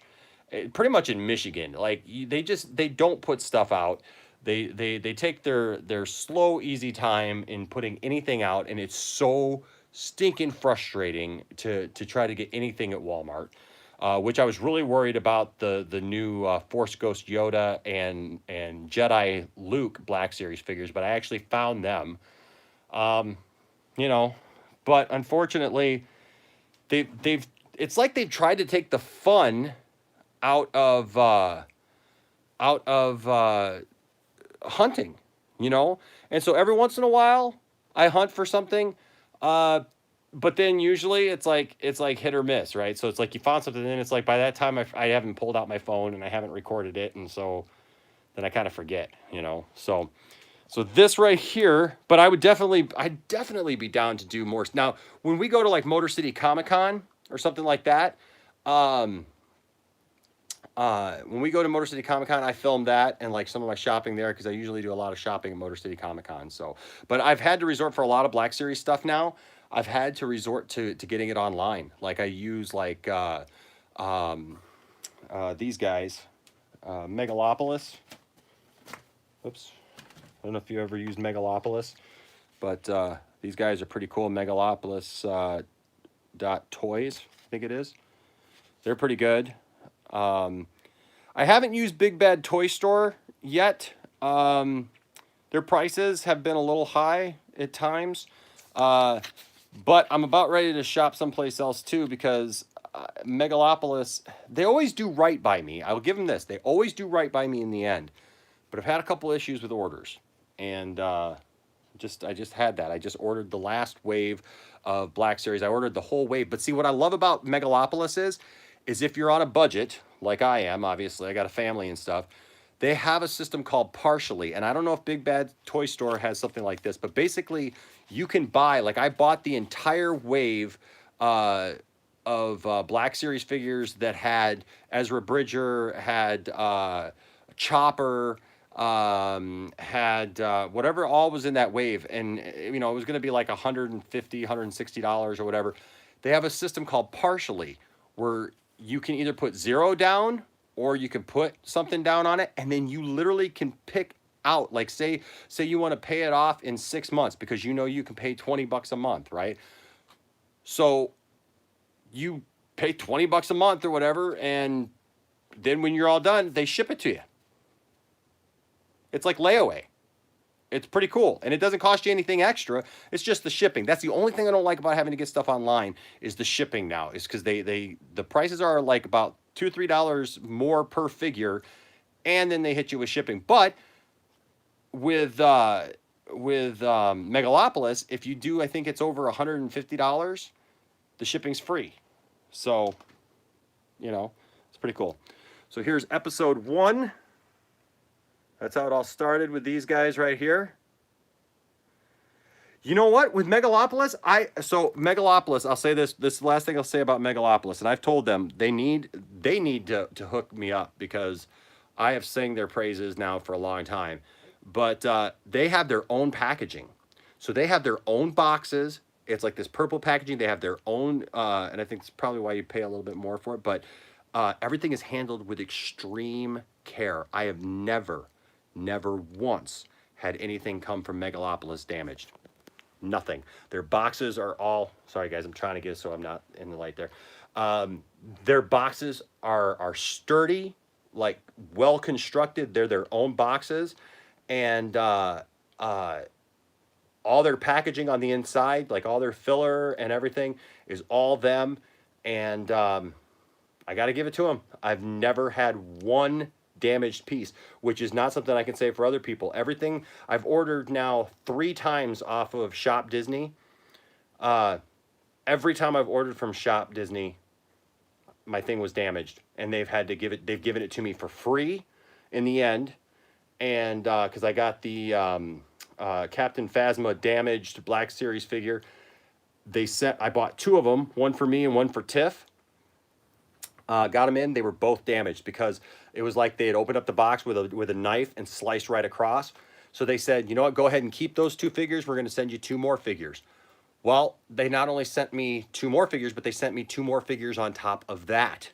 So I ended up with 6 figures for the 2 good ones that we kept, and the other 4 I sold on eBay. But then a year later, plus they gave me a $20 credit. So then the next year, so I bought Tiffany a Hondo pop vinyl figure from Galaxy's Edge through Shop Disney. Ordered it in. It came in absolutely crushed. Could not believe it. The box was fine on the outside. It happened on the in. They would have had to have packed it that way, guys, because that would never have happened inside the box when the box is not crushed. Ticks me off. Like, this is Disney. They're supposed to be the happiest place, right? They're supposed to make you so happy as a consumer. So I called them again. And I said, nope, this time you embarrassed me, because I gave it to Tiffany as a gift. And it was a night that she had been really stressed. And I was just like, hey, I'm just going to give you this. And so I ended up calling, complaining. They ended up sending me out another one. So I was able to sell the one that was damaged. And then they gave me another $20 discount. So now I got another $20 credit. But ShopDisney.com never has anything. I don't know. It's annoying. But so here's episode 1. There's the only other Yoda species that we know of. That's Yaddle right there. There she is. But here are our episode 1 figures. As you can see here, those go to about right there.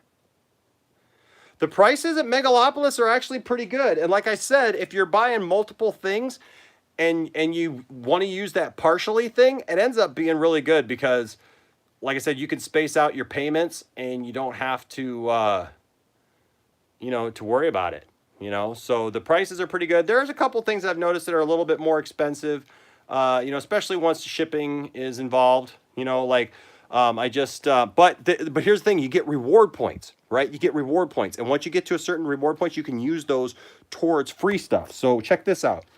I ended up getting the Luke retro figure for free because of what I bought. And I'm at a bronze tier. I'm not even like up, because they got tiers like bronze, silver, and gold. I'm at bronze, and I was able to get this. And then I just also pre-ordered the Mandalorian 3 3/4 figure for absolutely free.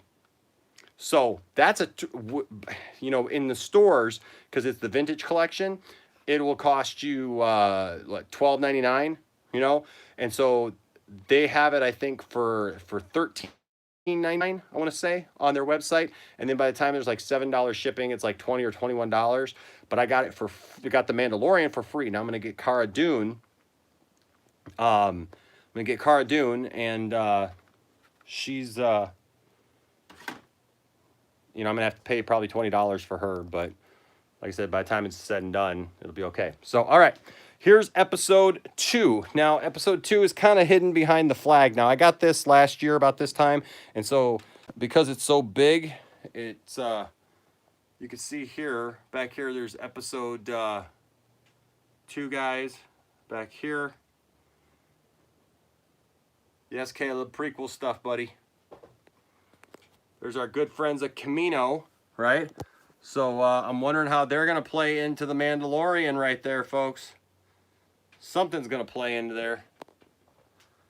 And you can see back there's my Jorg Sakel. That's the George Lucas figure. There's a plate back there with Luke and Yoda. Back here, some Attack of the Clones stuff.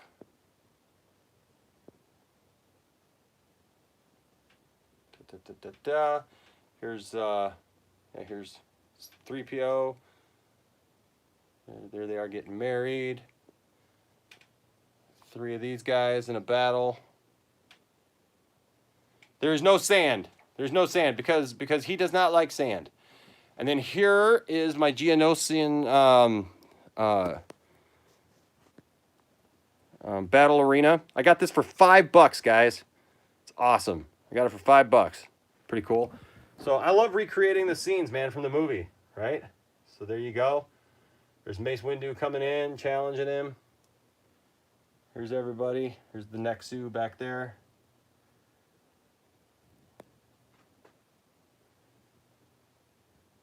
There's everyone fighting.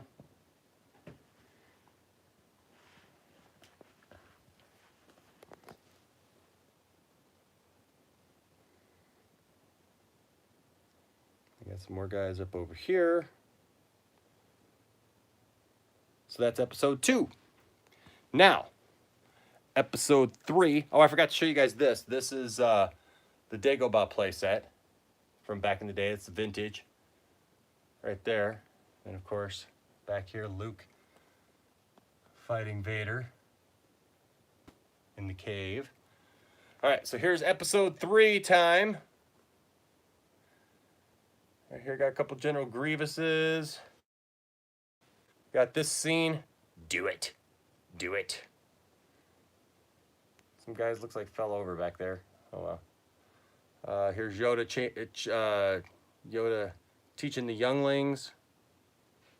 I love this, that I actually got imposed like that. General Grievous. Got General Grievous back there in his ship. With that dude. 10th level.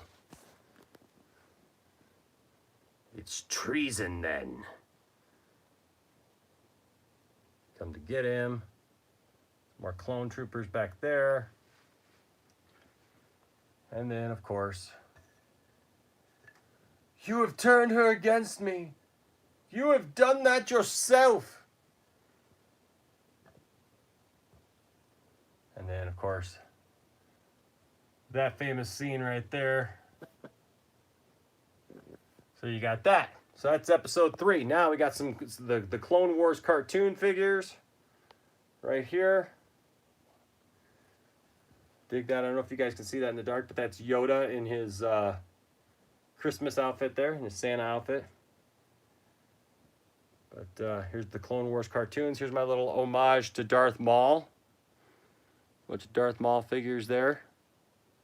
I dig this figure. I like that figure so much. All right, Caleb, we'll see you, buddy. So we got these guys. Dirge, who was a very underused figure, as far as I'm concerned. Cad Bane. So there we got that. Now, here's I call this my evolution of Anakin series. So you got little Anakin, got episode 2 Anakin, 3 Anakin, Darth Vader, Torso Boy, and Vader. There's that. Now, I've been collecting for about 20 years now, guys. Here's Rebels. My Rebels collection of figures here. Yeah, it's taken me about 20 years. Back here you can see all of the original Burger King glasses from all three of the original movies. It's an Empire Strikes Back with a record in there. There's my Grand Admiral Thrawn. Here are my Rogue One figures. All those back there. Back there is the Luke and Wampa. There's Rogue One. I got a couple of these figures up here. Oh,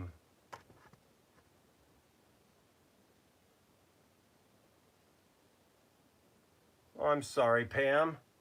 Yeah, it's those little accessories, man. Right? It's hard. It's definitely hard. There's my. I'll show you my lightsabers in a second. But so that's Rogue One, and then you come over here, and you got the Solo stuff, which I think this is a really underrated movie, guys. I think Solo is a lot better than people give it a lot of credit for. I love this vehicle right here. Right? They can't stab you in the dark. Here's all the 3 3/4 Solo ones. There's the only figure I have from the new Resistance cartoon, just because I thought he looked cool. And already I have started on episode 9 right there. I've also got a couple of things from episode 9. I got the Knight of Ren. I got Luke from episode 8, which I love this figure. I love that scene. Love everything about that. So now, so there's old Falcon, Solo Falcon, Y-Wing, Slave 1. Then I'll show you all the ships that are hanging. Got Anakin's speeder there. Got that one. Naboo Starfighter, Vader's ship, Kylo Ren's. A cloud car back here. Got an X-Wing, got a transport. I do have a U-Wing. I sure do. Yep, it's on the other side here, so we'll get to it. Got a Interceptor. There's a B-Wing. There's an A-Wing, and I just got this when I was out in Seattle. I just got this A-Wing for $6.99 at Ross. We don't have Ross here in Michigan, but I found this at Ross for $6.99. I really like Ross now. Got a Snowspeeder, Obi-Wan's Jedi Starfighter, got Slave 1 from back then, TIE Bomber, regular TIE Fighter, First Order TIE Fighter. This is the re-released 90s re-release of the original, style for the X-Wing. Poe Dameron's X-Wing. Of course, here is the U-Wing right there.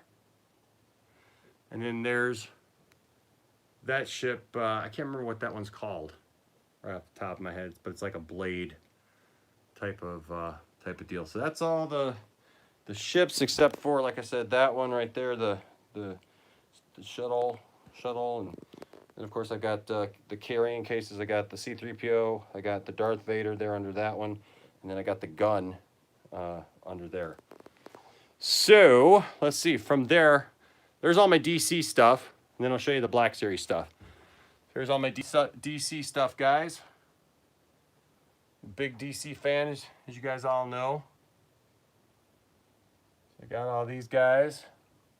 Got all the Shazam figures. Got some pretty cool stuff back there.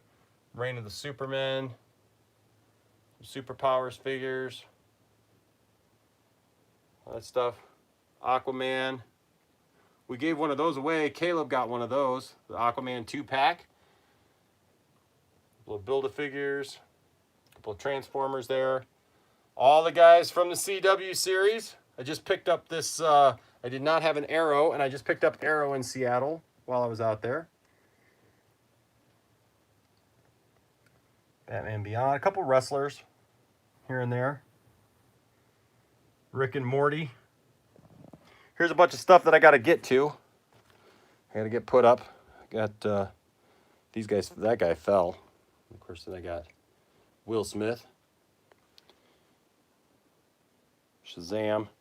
These are some guys that I got to get up. I got the new Alfred. You know what? So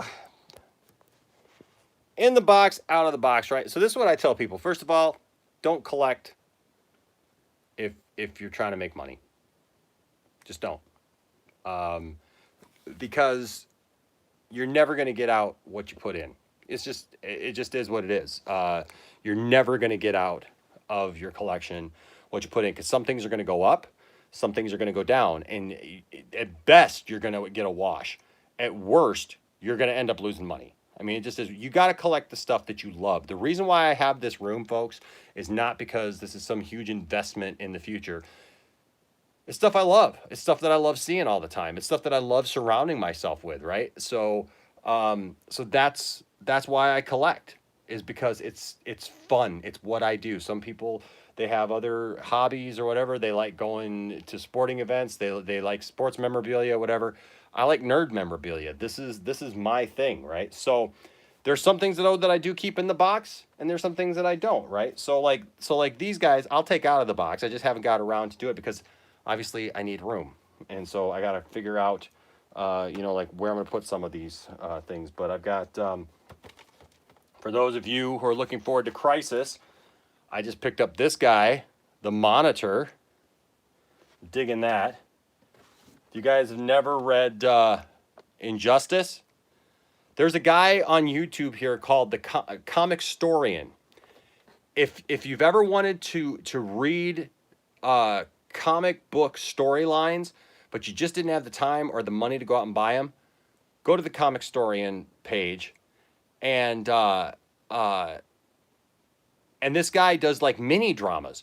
I got to hear the entire Injustice storyline from beginning to end doing that, and that was super cool because I had never had a chance to read it, and so got to do it that way. I love this. This is the Super Sons combo there of Damian Wayne and Jonathan Kent.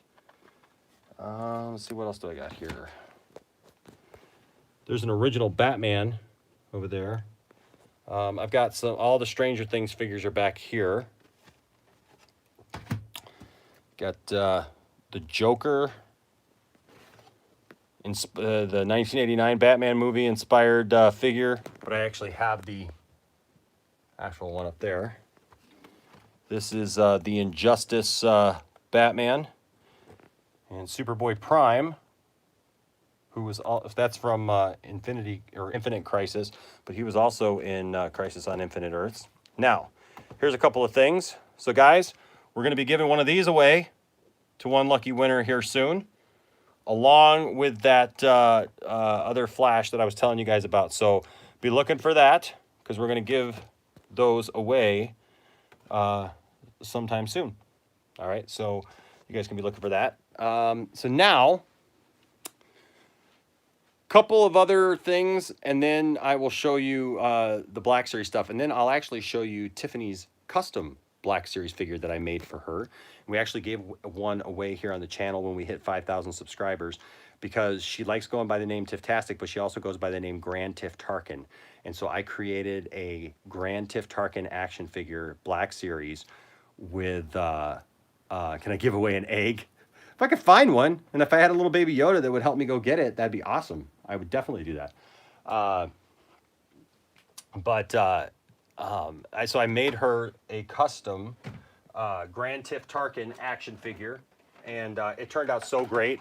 I had a guy custom do the labels and stuff. I took a black and white photo, or took a photo of her, and he designed it so that it looks just like the artwork on the Black Series figures boxes. It's pretty cool. So now somebody was asking about vintage Boba Fett. So there's a guy, there's it was a Galaxy Toys here on YouTube. It's guy Dan Larson, I think is his name.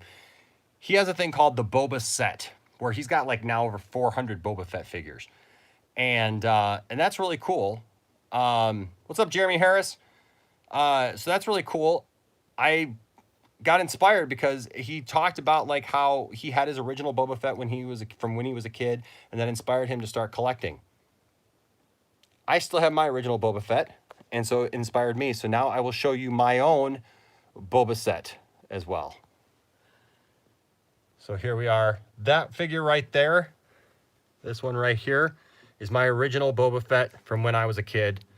And so then I just started collecting them. So all together now, I think I've got over 80. You guys remember Bruce Jennings that I just did a video of? He does custom work for me. You can see his stuff down here. He does these figures that you can paint yourself, right? And so there is his Boba Fett right there. I kept him white. And then he made me a custom, one of the special editions right there. When I was looking for that, I ended up getting another one, but yeah, so, it's cool. This is a figure that I found that's it's got an actual firing, rocket out of it. So there's that. And then I've got, I still have to put these guys. I won this auction really cheap. There's 8 more. So I think I got over 90 now of these guys. There's some Tron action figures. Love me some Tron for sure. And now, well, and then here's the rest of the G.I. Joe stuff. Here's all the Cobra stuff and the Dreadnought stuff. As you can see right there. And then, yeah, that's my Army of Fets for sure. It's the only thing that I really army build. Well, I can't say that. I mean, I guess there's some, you'll see in a second, there's a couple G.I. Joe things that I army build, but it's as far as these guys go, that's the only thing. So here is the Terradrome.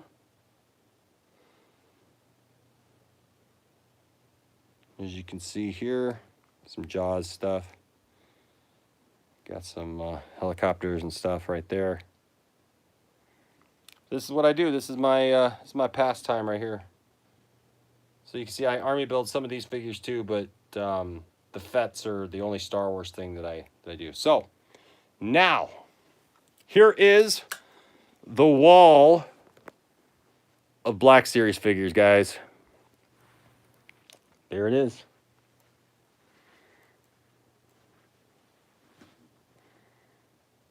From ceiling. And you know what? And I keep them in the box just because I love the way they display. You know, I could take them out and put up shelves up here or whatever. That's fine if people want to do that. But you know, there's certain figures that are like that are really expensive to get, and I don't understand why people pay extra for the really special figures. And then take them out of the box. Like, you can get the cheaper version and it's just fine. Like, why spend the money to take it out of the box and then devalue it? Because then it devalues, right? And it's like, I don't know. I got plenty of stuff that's out of the box. You can see here, right? I got plenty of stuff that's out of the box. The 3 3/4 stuff that's out of the box. I got a few extras that I've picked up for like when they were on sale for like $2 to $5 or whatever that I got at my office at the church. And I think I showed you guys a couple of those the other day. But this is this, right? And so I'll just take you guys down the checklist, as it were. Got IG-88. It's a little dark back here, but I got to get like a stick-up light or something like that. There's a couple little like just weird. You know, I've totally forgot about that. That's the jumper from The Last Jedi. But IG-88, Bosk, Stormtrooper. This ticked me off because this came all damaged and stuff, and but it is what it is. It's all squished in. There is a real Anakin. Whoops. It's a real Anakin in a special protective box. It's probably my most well, no, it was my most expensive. I got one more now that's more expensive than that. There's my there's Luke. That's the first figure. That's the first Black Series figure that they made. Was Luke right there. There is the real Darth Maul. And then there's the bootleg Darth Maul. I bought the bootleg Darth Maul first thinking it was real, and then it wasn't. And then I ended up finding that, so I got those two. There's Princess Leia. There's a Boba Fett that I totally found by accident one day. And I'm glad that I found him back in the day when he was still available. This is kind of what I started collecting when I first started collecting. I wanted a Luke Skywalker in Bespin Fatigues because I love that figure. I love that look. Because I love Empire. So they got that. Got Han. Got Chewie. Darth Vader, which was a hard one to find for like the longest time. The first Darth Vader that they did. Luke. Oh, I got to get through this. My phone's going to die. Luke. the Emperor. Prototype Boba Fett, which I don't think gets enough respect and love for some reason. Yoda. Leia in the Bosch disguise, or Boosh, or however you want to pronounce that. Obi-Wan Kenobi from episode 3. Darth Revan. Jaina Solo. Luke. The new Luke Skywalker Jedi Knight. Now, I don't know, what do you guys think? You guys who collect Black Series, do you guys like these new facial, these realistic facial things? I don't know if I like it so much. I mean, I don't know that it looks, honestly, he kind of looks like a woman. He kind of looks like somebody from the Golden Girls, if you ask me. I mean, I don't know. I mean, it's probably more, it looks more like Mark Hamill maybe than that, but not really. Like, if you look there, I mean, I don't know. But that's the new look. So, you know, I don't know. But he does. He looks like B. Arthur. That's exactly what he looks like. He looks like B. Arthur. You're absolutely right, Pam. What's up, Drunk 3PO? We got Bespin, Leia. We got Bespin Han. We got General Leia. We've got Chewie, old Han. I just love this figure. I'm sorry. I love Episode 7 Han. I love the way he looks. He's just cool. We got Princess Leia. We got Farm Boy Luke. I know everybody doesn't like to call him Farm Boy Luke, but he farmed moisture. Got One Bad Shut Your Mouth, Mace Windu. We got Padme, the new Wedge Antilles that just came out this week. Got it at GameStop. It's a great figure. Han and Luke. General Kenobi. That's a Walgreens exclusive right now. Dengar. Forlom and Zuckuss down here. Then you got the Target exclusive Luke that came out in there. Finn, IG-11 from The Mandalorian. Cara Dune from The Mandalorian. The regular black box from The Mandalorian, right there. The carbonized Mandalorian. Now see, these two figures are different figures. You can see there's slight variations. Right there. Got Jango Fett, Sabine Wren, Kylo Ren, Rey, a couple Praetorian Guards with Snoke, Emperor's Royal Guard. This is the new Luke that just came out, the ceremonial Yavin Luke. And then check this one out. This one came out too. I got this at GameStop, which is the same figure, but it's the it was a Comic-Con over in England. It's an exclusive. So it looks like the comic book cover. Then you open it up. And look at that. It's all open. And he comes with more accessories than that other Luke did. He comes with all this stuff here. Now, guys, this is what, for those of you who are collecting, this is what I'm wondering if this is what we're going to go to, because check this out. Like, there's no, I'm trying to be careful with it here. There's no plastic in this. The figure is, you can touch the figure right there. You can touch all this stuff. I mean, there's plastic in there that it sits in the plastic tray. But I'm just wondering if this is the kind of thing we're going to end up going to, you know, because they're getting rid of all plastics, apparently. So, so there's Han, Kira, Chewie. No, you know what? I thought about putting them in order of number, but I just kind of put them in the order that I want them, because I wanted all these up here, and I don't know. I just kind of like them. I like putting them in the order that I like looking at them, I think, you know? Got the Porgs, Grand Admiral Thrawn, who's one of my favorites because I love Grand Admiral Thrawn.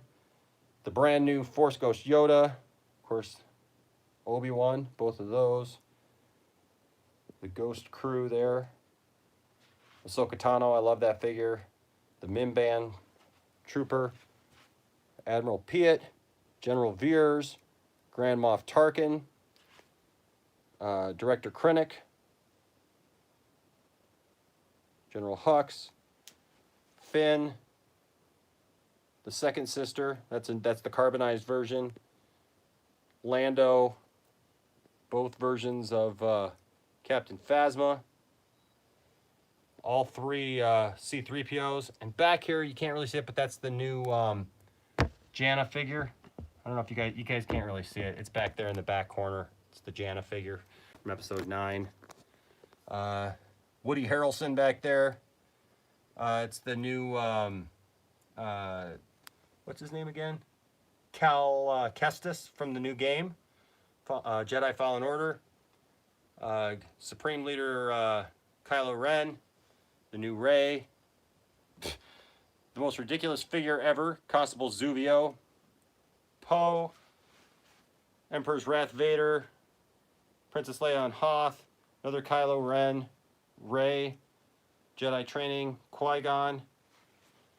The 2-pack. I got some of these. I don't have all of these because I wasn't into snatching them up when they all came out. Now I kind of wish that I had snatched up the other ones, but I only have 6 of them. So then I've got some of the clone guys here. These are all my troopers. As you can see here, there's the new Battlefront trooper. Got all my troopers kind of on one thing here. Carbonized Sith Trooper, regular Sith Trooper, Jet Trooper, right there. And down here, here's the off-world, you can't really see him, but right there is the off-world Jawa that we were talking about. Unfortunately, I don't have a light to be able to turn on him right now. There's the off-world Jawa. There's Rose. Finn, Dryden Voss,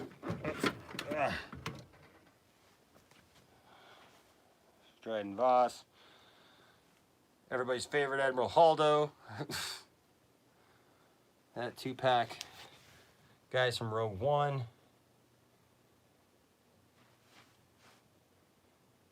some guys from Solo, and there you go. That kind of does it. Besides, you know, the Snoke up here.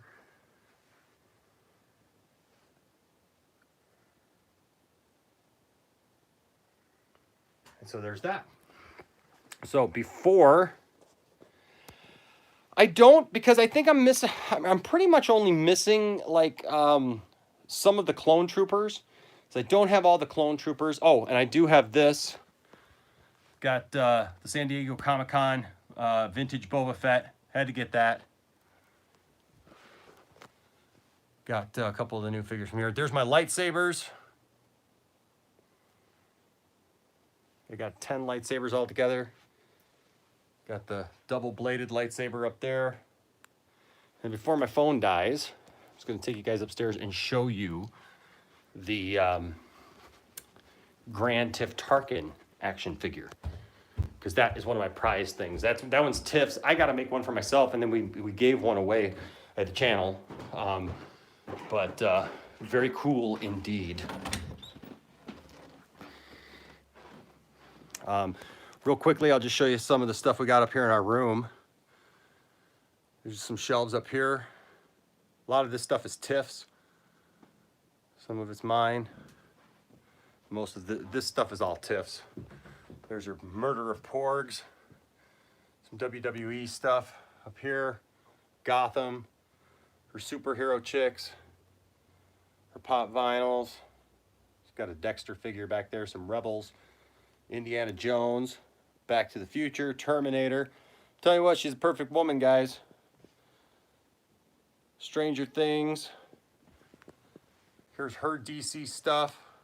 Take you on down the list there. Wonder Woman or Joker, Harley. She loves Harley Quinn. Harley Quinn's like her favorite character. She's got a couple of Harley Quinn costumes. There's that. She's got a couple Marvel figures. And then a lot of her pop vinyls and stuff. Like that. But this is what we love, guys. This is what we dig. right? So you gotta go with what you love, for sure. And this is our bed. That's Tiffany got that. So then our headboard, even. I mean, this is to show you guys, like we're grown adults, but our headboard is Star Wars, and we've got Star Wars pillows. So when people like come at me and on live streams and stuff and try to tell me like I don't know about Star Wars, or that like somehow I don't get it, like I don't understand these characters because I like something. That's why I say hashtag I love Star Wars. Sorry, here's another room here. Show you this real quick. This is all Tiff. This is our life, folks. We ain't playing. We are not playing. There's Tiff's Black Series figures here. Mostly female characters and some male characters. She likes cool, awesome chicks. And this, I'll show you, is the Grand Tiff Tarkin action figure. There she is. It's a Wonder Woman head that I took. Painted the head there. Check her out. Doesn't that look cool? Put it on Grand Moff Tarkin's body. Painted her some purple gloves because she loves purple. Oh, and check it out. Grand Tiff Tarkin. Right there. And I'll read you this. And look, I even got it on the side. Grand Tiff Tarkin. Even on the back, got a nice label there. And I'll read to you what it says. Grand Tiff Tarkin. Whoops. Grand Tiff Tarkin made her way through the Imperial ranks as a no-nonsense kind of soldier, having served under Commander Torquemada. She learned right away. Torquemada, you don't implore him for compassion. Torquemada, you don't beg him for forgiveness. Torquemada, you don't ask him for mercy. Let's face it, you can't Torquemada anything. That was the power she craved for herself. Now, if you guys don't know it, Tiffany is a huge Mel Brooks fan, and Torquemada is a character in Mel Brooks movies. After Torquemada's untimely death, she was given the name Tiff-tastic by Emperor Palpatine for single-handedly leading the campaign to finally gain control of planet Druidia from Spaceballs. Capturing Princess Vespa, she didn't look Druish, and there are 10,000 years of fresh air. Although Grand Tiff Tarkin may go by many names, she is highly respected by those who dare enter her Poindexter lounge. A prisoner named Jim once learned the hard way not to cross her. He regrettably made an advance towards her when asked, "Since I am your host and you are my guest, what are your hobbies? What do you like to do in your free time?" Jim answered, "Oh, play chess, etc." She responded, "Well, let's play chess," and then ordered his termination. So if you guys have ever seen Blazing Saddles, that's from Blazing Saddles. She is in charge. Palpatine asked her once if she could handle command, given that she is a woman who's smaller than a man and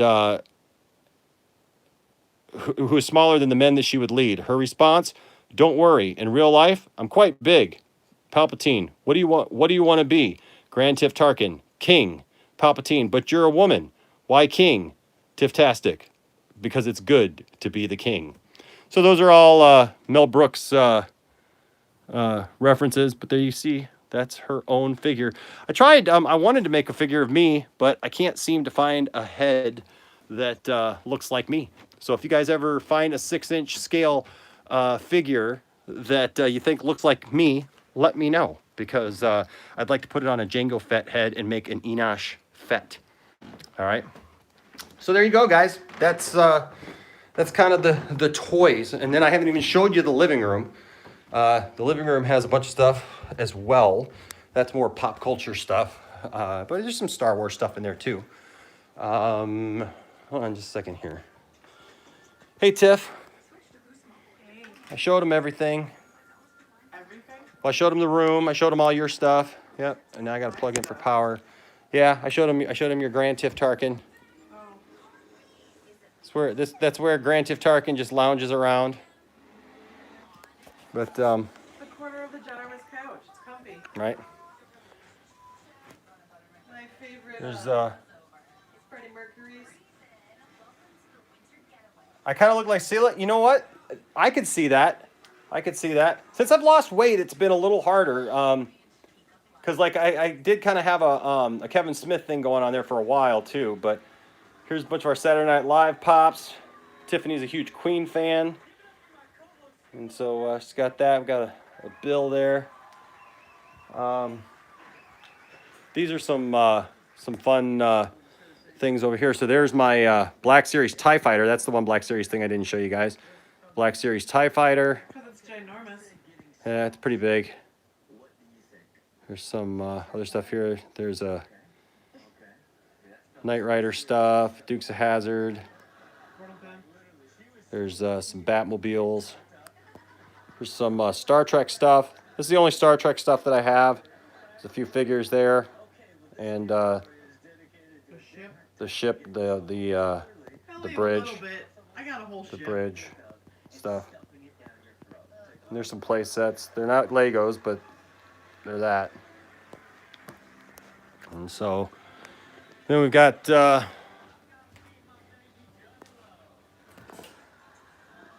of this stuff here. A couple Mego things. A couple Weird Al figures. A couple Transformers, a DeLorean, Ninja Turtle. Tiffany's a big, she loves Alice Cooper, so we got Alice Cooper. Got a couple of Nightmare on Elm Street things. My first concert. If you guys like Nightmare on Elm Street, this is like one of the coolest collectibles ever right there. This one right here. That bathtub scene thing is pretty cool. If you like that. And then the last cabinet. What's that? I got my morgue from work. Yeah.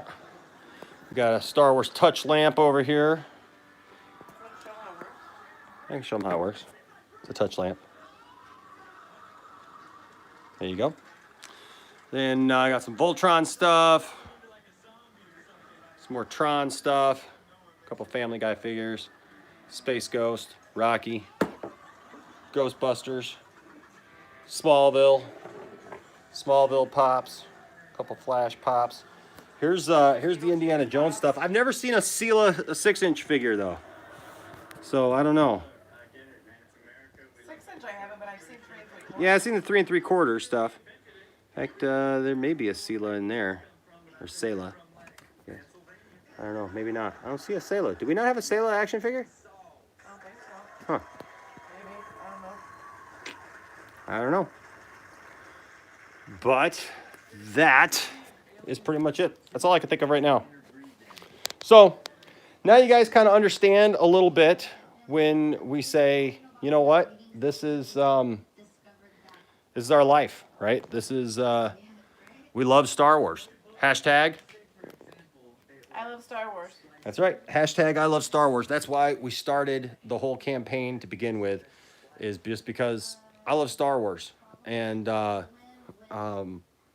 thanks, Darth Tasty. I appreciate that, man. A huge bulk of your collection is Star Wars. Yeah, the huge bulk of my collection is Star Wars stuff. But I've kind of branched out over the last few years. Now I got a lot of G.I. Joe stuff and a lot of DC stuff. So, you know, but I grew up, in the 80s where toys were a big part of life. Toys were, that's what we did, man. We played outside, we played sports, and we played with our toys. We didn't have Fortnite, we had our imagination. You know, I had a Nintendo, obviously. I played video games and stuff, but we didn't play, we played a game, and I don't want to say that because, you know what, video games were a big part of my young life, but,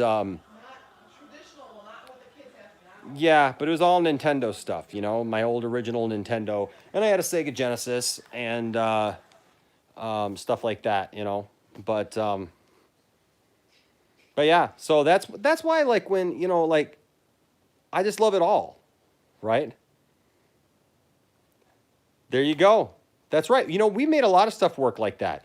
I mean, I remember being a kid and having sticks and making them into lightsabers and guns. And all right, Pam. Yeah, so you're not too much older than me. I was born in 1976. So, so you're about 8 years older than me. But yes, I mean, like, it was just a different time, I mean, we made you have saber scars on your knuckles. Nice. Yeah, I mean, I remember like, you know, we played with sticks like guns and stuff, and like I remember finding like the perfect sticks that looked just like, you know, like you wanted them like for rifles or whatever. And I remember sometimes even when we had guns, like sometimes I'd pick the sticks, right? Because they just were cooler. And I just like that stuff. That's stuff that I enjoyed. I'm right there with you. And so growing up, we had a tree we climbed that was the Falcon. That's awesome. That's awesome, Pam. My mom's name was Pam, by the way. So that's pretty cool. Um, but yeah, it just some of my fondest memories. Nice, and acorns for blaster bolts. That's awesome. Some of my fondest memories are some of the toys that I had. Thanks, man. I appreciate it. Geeked Up Customs. Yeah, some of my fondest memories are just the toys that I had when I was a kid. And so when I got older, I didn't set out to be this guy. I never set out to have this kind of collection or anything. It just kind of happened to me. I had a couple of things from when I was a kid, but then people started buying me stuff. When the special editions came out, and they were prepping for the prequels, they people just started getting me stuff because there was more stuff on the market then.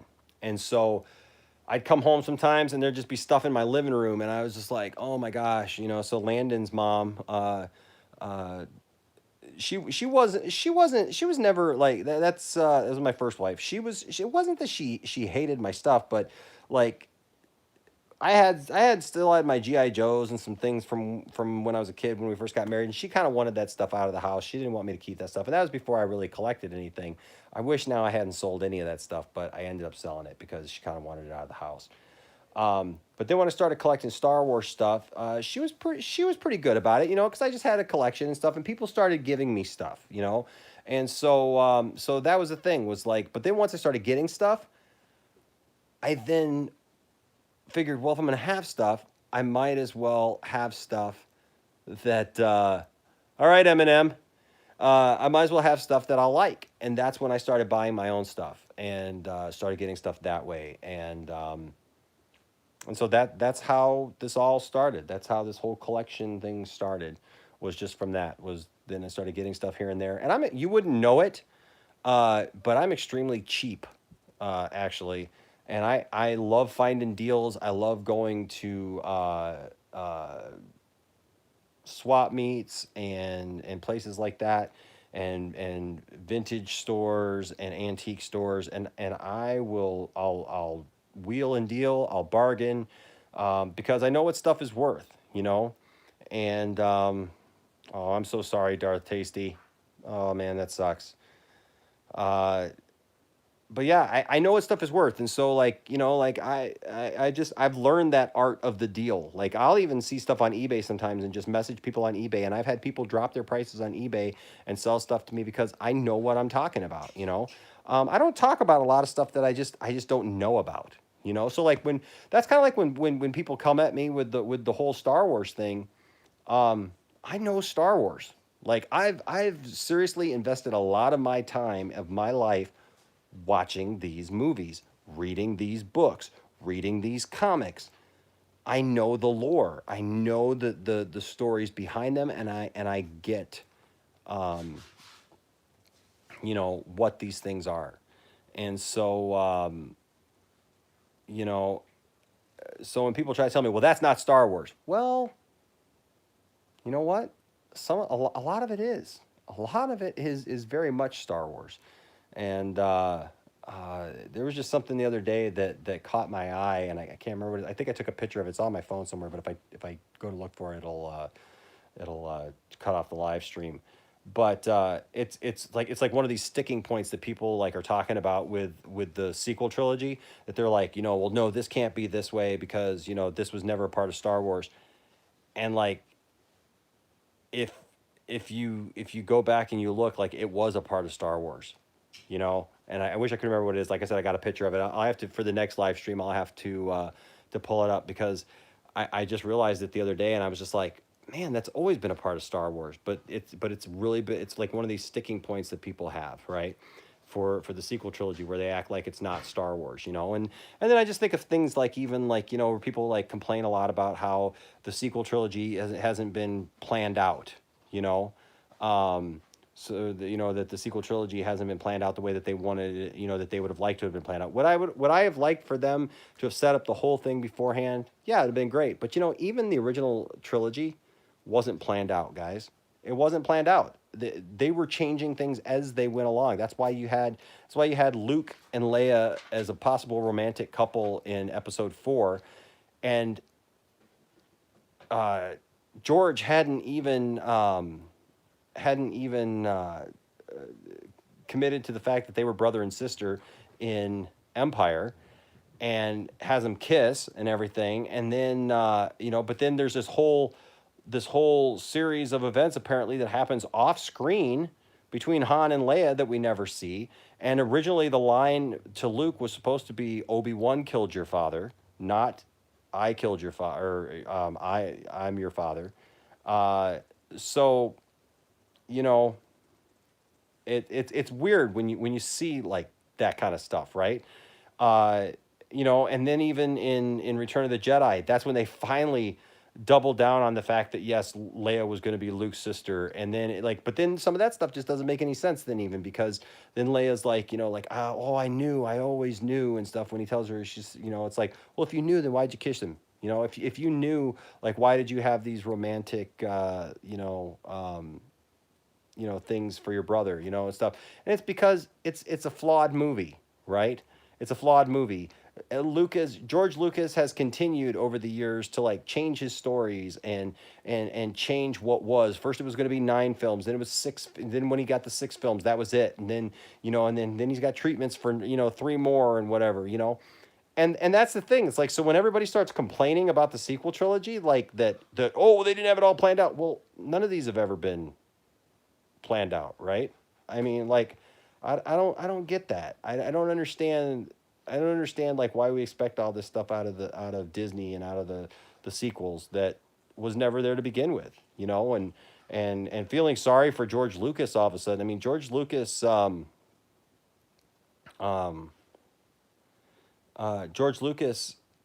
he made $4.5 billion, right?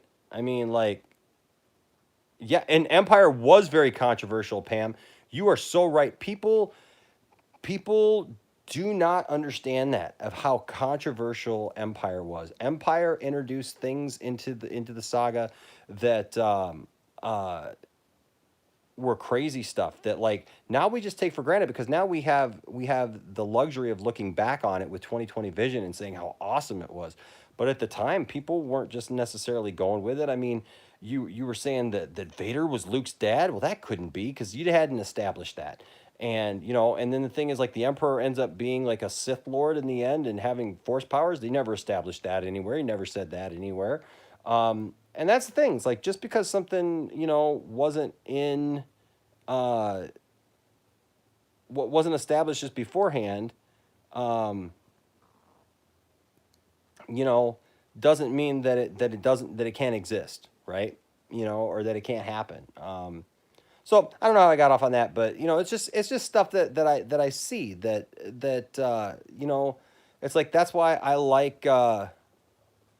Oh, I agree, Pam. You know, the training Luke thing is a huge thing for me, because I love Luke Skywalker. Luke Skywalker was my hero growing up. I was a Luke Skywalker guy growing up, man. Luke was my guy. Where all my friends were into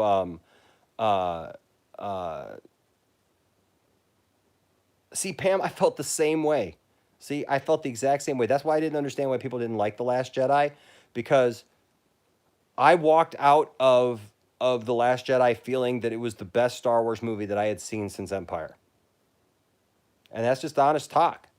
I mean, like, I loved The Last Jedi that much. And that's why I haven't understood, like, why people, like, when the backlash started, I was like, what?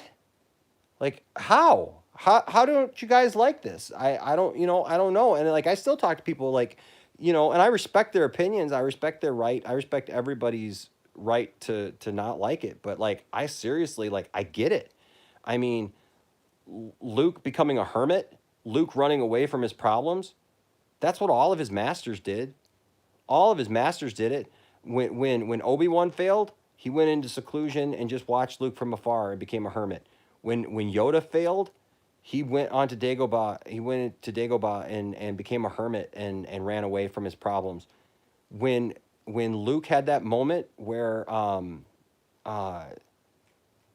he, you know, let himself down and he started to give in to the dark side,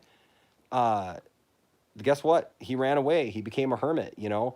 I understand the feelings that, you know, that Luke, you know, was this positive guy and always saw the best in everybody, and, you know, saw good in his father and everything like that. But this is one of the things that I understand too is that Luke's seen things, man. How many times has he saved the universe? How many times has he saved the galaxy? You know, how many times has he fought evil that never seems to go away?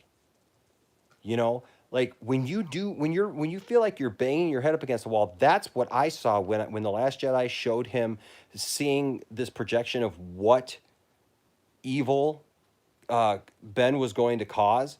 That's why he has this moment. And maybe it's just because now I've gotten older and now I know how things are. I'm not the same, survivor's guilt, right? I'm not the same guy I was when I was 21, 22 years old. I don't expect Luke Skywalker to be the same guy at 60 that he was back when he was 21, 22 and was able to, he was like, where he goes, you know, like, oh, I can take on the whole empire. Like, right? Like, you know, like it's a different Luke Skywalker. You know, if this had been 5 years after Return of the Jedi, I wouldn't have expected that much of a difference, to be honest with you, right? If we had been getting Luke Skywalker about the time of the Mandalorians on, I wouldn't have expected that much of a change in Luke Skywalker. Maybe a little bit, but not that drastic. But we're talking 30 years down the line, right? Where Luke has experienced so much since then. He has lost friends. He's one of, like, how many survivors from the first Death Star? He's been in so many battles. He's lost people left and right. And then he has this moment in the Force where he sees that Ben, his own nephew, is going to cause more death. He's going to bring back that evil that he fought to destroy. He's going to bring back that evil and bring back the dark side that he thought that he had buried with Palpatine. And he sees it all. And he realizes in that moment, wait a second. How can I just allow this to happen? I've got to do something about this. And he has this moment of cloudy judgment. And that's why he's holding his lightsaber above Ben, because he's thinking in that moment, like, I can't allow this to happen again. I can't allow this to rise again. And then he snaps out of it. Honestly, I mean, he snaps out of it. If you watch the movie again, I wish everybody could watch The Last Jedi with me, because I feel like if people watched The Last Jedi with me and saw it the way that I see it, like, because he's standing there, and I think a lot of people, they just see that moment where, you know, he's got that crazed look in his eyes and stuff, but that's from Ben's point of view, right? Ben is retelling it from his point of view and from a twisted point of view. And so he's got that crazed look in his eye and stuff, and he does that. But in reality, it's somewhere in the middle. And maybe we should do a Last Jedi watch party, but I think that'd be a good idea, actually, where he's just, he's hovering above, and so he's like, you know, I was wrong, but then it's too late, because Ben saw him, and now that evil, he actually sparks the evil in Ben that he was scared of. And that's life, folks. That's deep. That is really deep. I know people don't want to admit that Rian Johnson had some deep things in there, but that's deep, because Luke ends up sparking reigniting the darkness that he fought decades to keep at bay. to keep down, to destroy. And Luke ends up being the one that, because of a momentary lapse of reason, because of just that moment, even though he reined it back in, because see, that's life, folks. We make decisions, we make choices, and sometimes you can't take them back. And Luke couldn't take it back in that moment. It was done. The damage was done. Even though he didn't kill Ben, it would have almost been better that he did, because he sparked something in Ben that would lead Ben down that path to Snoke and to training in the dark side. And that's the thing. That's the thing, right? Empire and The Last Jedi is multi-layered. There's a lot of stuff going on in there. But man, that's powerful to me. So like when I watch that, I'm just like, whoa. And so then Luke, now skip years and years later, he's on Octu. He's just like, I gotta get away from this, guys. I can't deal with this. You guys are better off without me, because obviously I can't even trust myself, right? Maybe,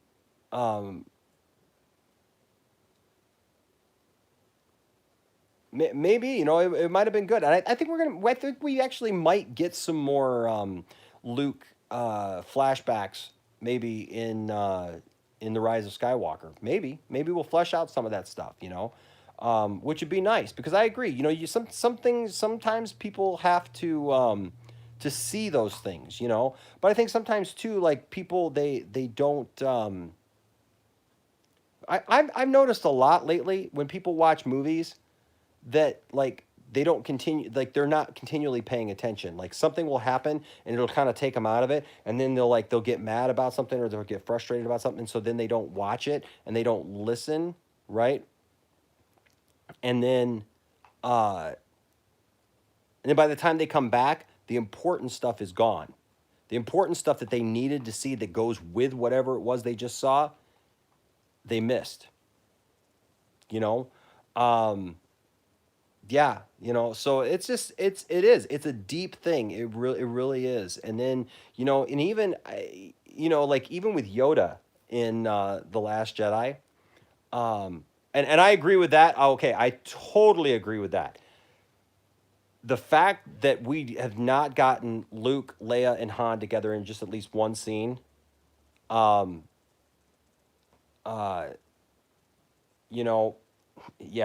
that's too bad. That is too bad.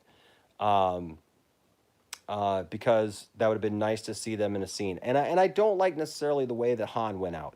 I think I think JJ could have handled that a little bit better in The Force Awakens. But it's too bad that we weren't able to see all three of them together, at least one more. But I also understand that this sequel trilogy, even though it had Han, Luke, and Leia in it, it just wasn't about them. It wasn't about them. It wasn't about their story. And I think we wanted so badly, as fans, we've desired for so long that it would be about them.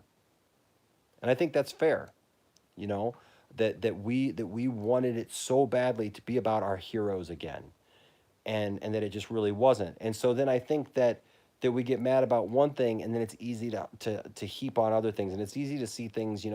I think Pam was alluding to like Rey's training versus Luke's training. You look at Rey, and everybody gets really upset about Rey's training and saying, well, she wasn't trained, and like how would she have known any of this stuff or whatever. But you look at Luke, how would Luke have known any of the stuff that Luke knew? Because Obi-Wan, okay, I mean, like if we take at face value what's in the movies, Luke meets Obi-Wan. Obi-Wan says, hey, come with me. Luke says, nah, I ain't gonna do that. Aunt and uncle die. He says, okay. They get on the Falcon. He gets like a 2-minute lesson with a remote, right? Doing that. And then they get to the Death Star, right? So that's all Obi-Wan really gives him at all, is that little lesson with the blast shield and the lightsaber and the training remote. That's all Obi-Wan gives him. Doesn't teach him anything else. Then all that Luke hears is the voice of Obi-Wan during the battle at Yavin. He taps into the Force and does things that nobody else can do. Remember, the one pilot came in, missed his shot. Luke turns off the targeting computer completely, taps into the Force with no training, folks, nothing in A New Hope, and just uses the Force, man, and blows it up. Blows up the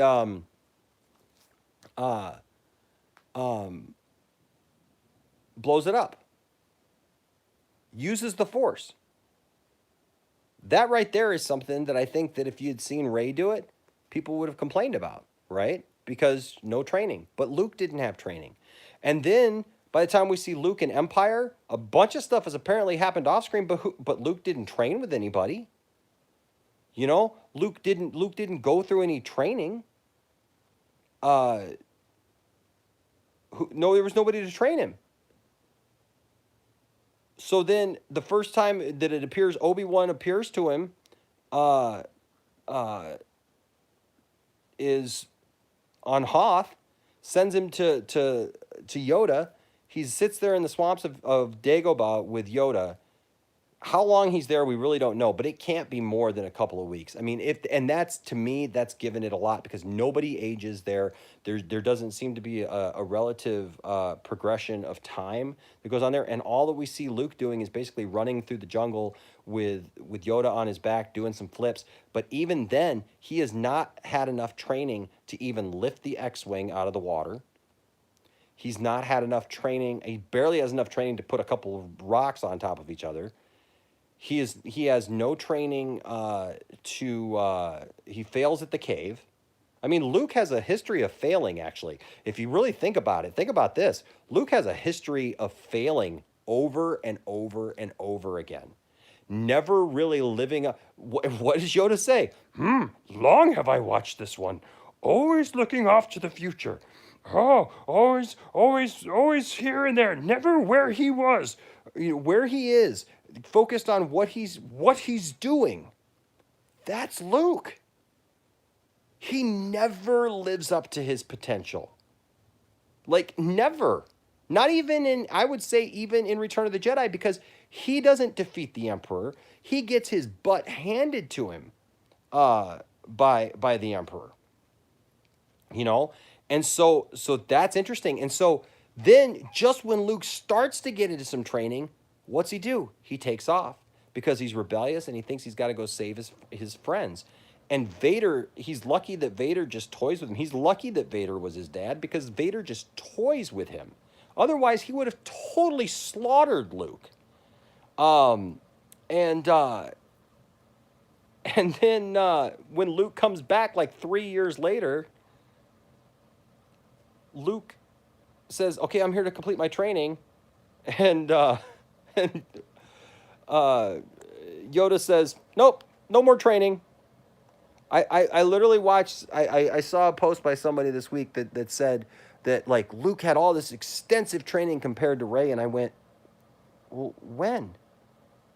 Because when Luke went back, Yoda said, there's no more training. No more training do you require just to face Vader. See, and that's why I don't think that the Force, I don't think becoming a Jedi, I think that the early Jedi were so focused on that, like, you know, getting them while they were young, you know, training them, you know, in these you know, specific ways and everything, so formal. And look how that ended up, right? Look how that ended up. It ended up in absolute chaos. Where Luke represented something different, Luke was older. Luke didn't have hardly any training, but he was still able to tap into the Force and to do the things that needed to be done. And with Rey, at that point, the Force had been dormant. Luke had cut himself off from the Force, and darkness was rising and needed light to meet it, so the Force became awoken in her. That was the Force. Saying she's woke? I'm not saying she's woke. No. But the Force awakens in her, right? And Exactly. The Jedi did not teach healthy emotional, relationships, any of that stuff. And so, Rey, we don't know yet her full complete story. We don't know exactly what her story. That's why when I see people get so bent out of shape because of 2 movies, it's like there's still a 3rd movie in the trilogy, folks. Just wait. That's all I've really wanted to say for the last, how many years now, ever since The Force Awakens come out. It's just wait, guys. Don't overdo it, right? Don't over hate something just to hate it. Wait. Give it a chance. Just wait to see what happens. And I'm really hoping that The Rise of Skywalker does just that. I'm hoping that The Rise of Skywalker shows us something here in the end that people can go, yeah, okay. But see, I just wish that people sometimes would look at you're right, Pam. The Jedi Order got it all so rigidly wrong. And there needs to be something else, But I think that Rey was so open to the Force. She was so innocent and naive because she had not been tainted by anything else, and she was there on Jakku by herself, and the Force was able to work with that.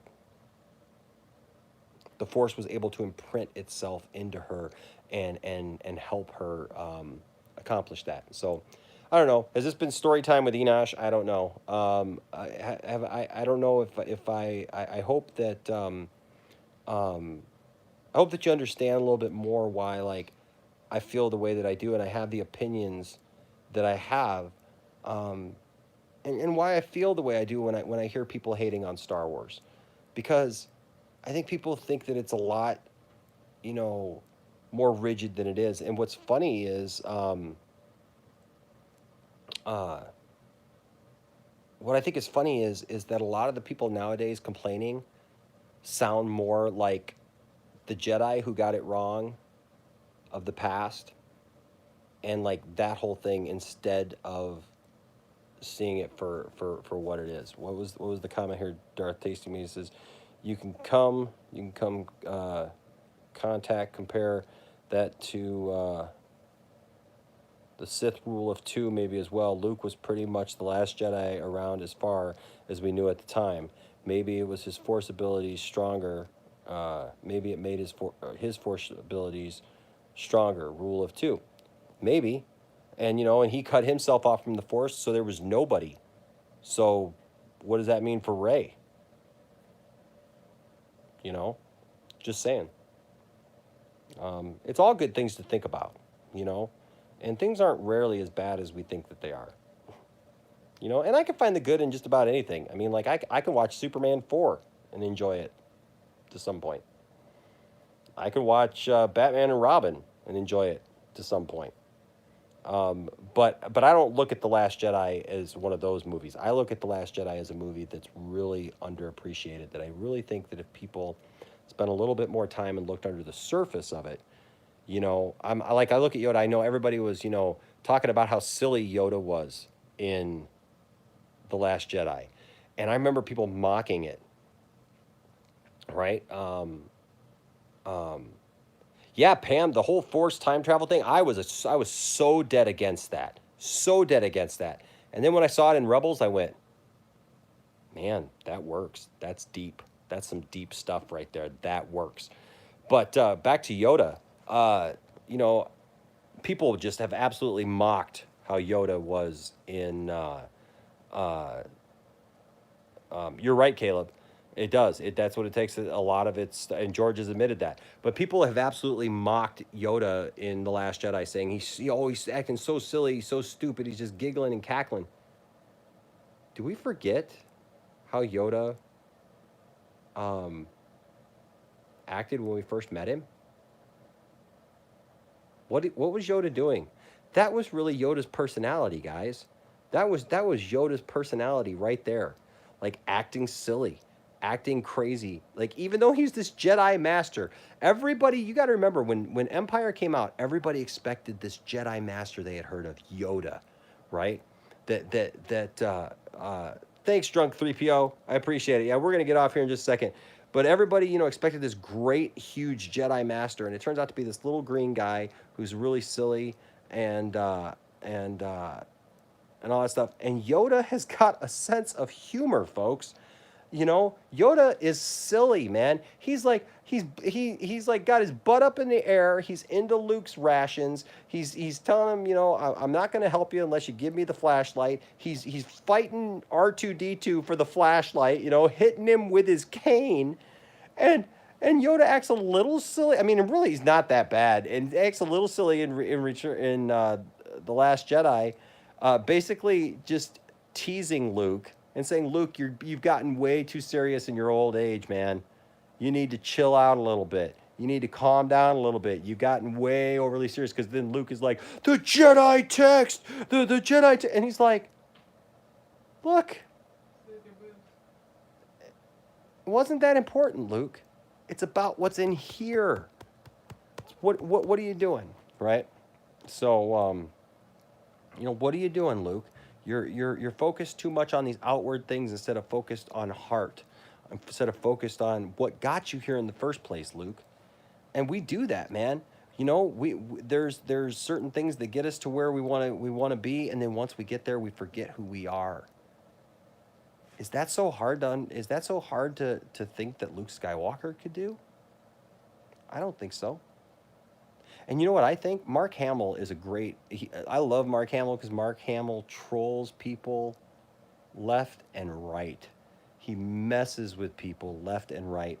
And I think, yeah, that when he first probably read the character of Luke Skywalker for The Last Jedi, it probably threw him because that's not what he was expecting, because that was not what any of us were expecting, because we all wanted Jedi Master Luke Skywalker. We didn't want silly, mistake-ridden Luke Skywalker. We wanted a Luke Skywalker that was all powerful and man, was going to go take down Star Destroyers just by looking at them and stuff, right? I mean, you know, like that's what we wanted.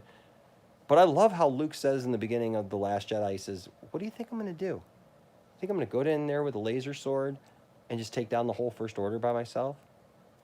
Like, that's not what he's supposed to do. You know, he is dealing with his own issues. And those are all things that I love. You did the same thing in Empire when he was introduced. That's right. He's made mistakes. Jedi Master Luke Skywalker, the whole movie would have diminished Rey's journey. That's absolutely right. Yoda was always a little trickster. Look at Clone Wars. Look at Empire. The fact that he knew Rey took the text and still decided to mess with Luke to teach him a lesson. Right. Right. I mean, those are all great things, man. That was, yeah. That's that right there. So like when I hear people complain about it, I just go, Did you watch the film? Have you watched the other films? Are you paying attention when you're watching? You know, it's just thoughts, guys. It's just ideas. It's just things about Star Wars that I love, that I notice, and I see that you guys notice them too, and that's awesome. I really appreciate that about you guys. What new saga would you like to see next? You know, honestly. Yep, Luke was attached to the text. Yep, he had pretty much, you know, put his whole life into that then. Man, what do I want to see next?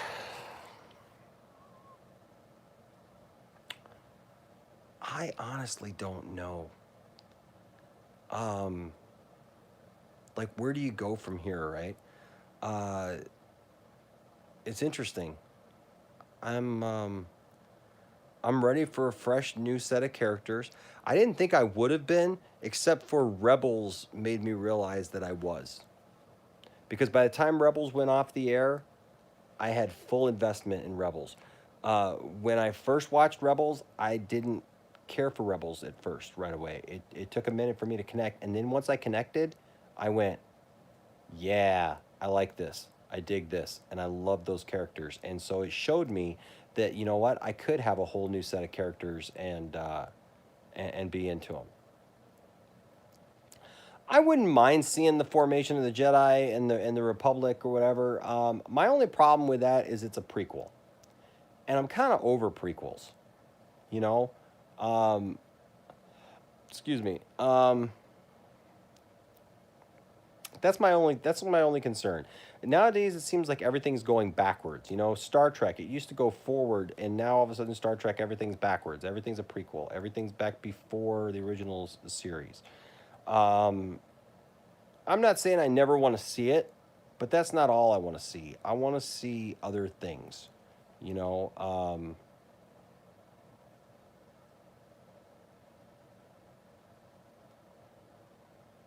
you're right, Caleb. Yeah, I would like to see something about the origin of the Sith. Definitely. I would definitely like to see those things. So I'm not saying I don't want to see those things. You know, I definitely want to see them, but I do want to make sure that we're moving forward too. You know, and honestly, I don't think that this can be the end of like characters like Rey. Or some of our other characters. I mean, like, they got to do something after this movie, right? I mean, they got to go somewhere after this movie and do something. So I just don't know how that works. You know, I mean, this can't just wrap everything up where just like everything's perfect now. So I don't know. It'll be interesting to see where they go once this is done. Ooh, Splinter of the Mind's Eye. That's good stuff.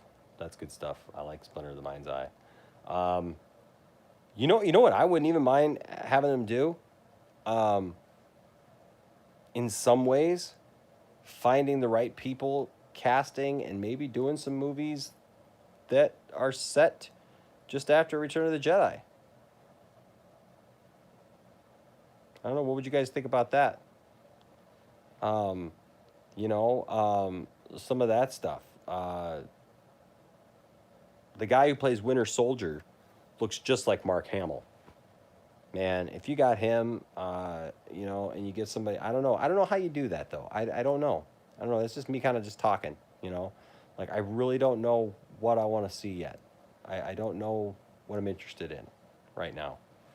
I know that I want to get through this next movie. And then I'm digging the Mandalorian series. I want to see some of that stuff of what happened, you know, with those characters that we're seeing right now in that time frame. And then we'll see. You know, if we want to go back in time, do a quick little story about that. Guardians of the Wills and the Disciples of the Wills. That'd be cool to see some stuff about the Wills for sure. I don't know. I really don't know. It's hard to say what I would really like to see, because I'm just not completely sure, to be honest with you. But hey guys, this was a great discussion tonight. This was a great time. Did you have fun, Tiff? She had a good time too. We all had a good time. It's always fun talking to you guys and just going over some of this stuff, because it's great. I would love at some point. I got to figure out how to do it. I don't have the technology right now. I can't do it just on my phone. But to be able to have like maybe a panel discussion, you know, like where we can actually like talk on the air. I see them all the time where it's like there's multiple people on there and stuff. I got to look and do some research on that to see how I could do that, because it'd be cool to bring some people on and have those discussions. Maybe, you know, even if we don't do them here on the YouTube channel, you know, what's up, William? You know, like if we have to do it on maybe the Facebook page or something like that, because I know I can do it on the Facebook page and bring people in on that. But I got to do some research and maybe see, because I know that that we can definitely do it. You know, that I know that it can be done. We just got to have the right technology. You know, so what's up, chicken nugget, chicken wing, Brendan? What's going on, man? How you guys doing? You guys just missed. Well, you missed us watching the second episode. Well, you just got your Disney Plus working. Well, I'm glad you got your Disney Plus working. You just missed us watching that. You missed. Then I took we broke it down and talked about it because it was amazing. Then we went on a tour of the entire house, and I showed all the new people around the Star Wars room and all that stuff. And then we just had this amazing discussion. I mean, this kind of thing is like, I may actually go back and download this video and actually upload that part of that conversation as its own video, talking about, like, we got into this great discussion about Luke and The Force Awakens and some deep stuff regarding that.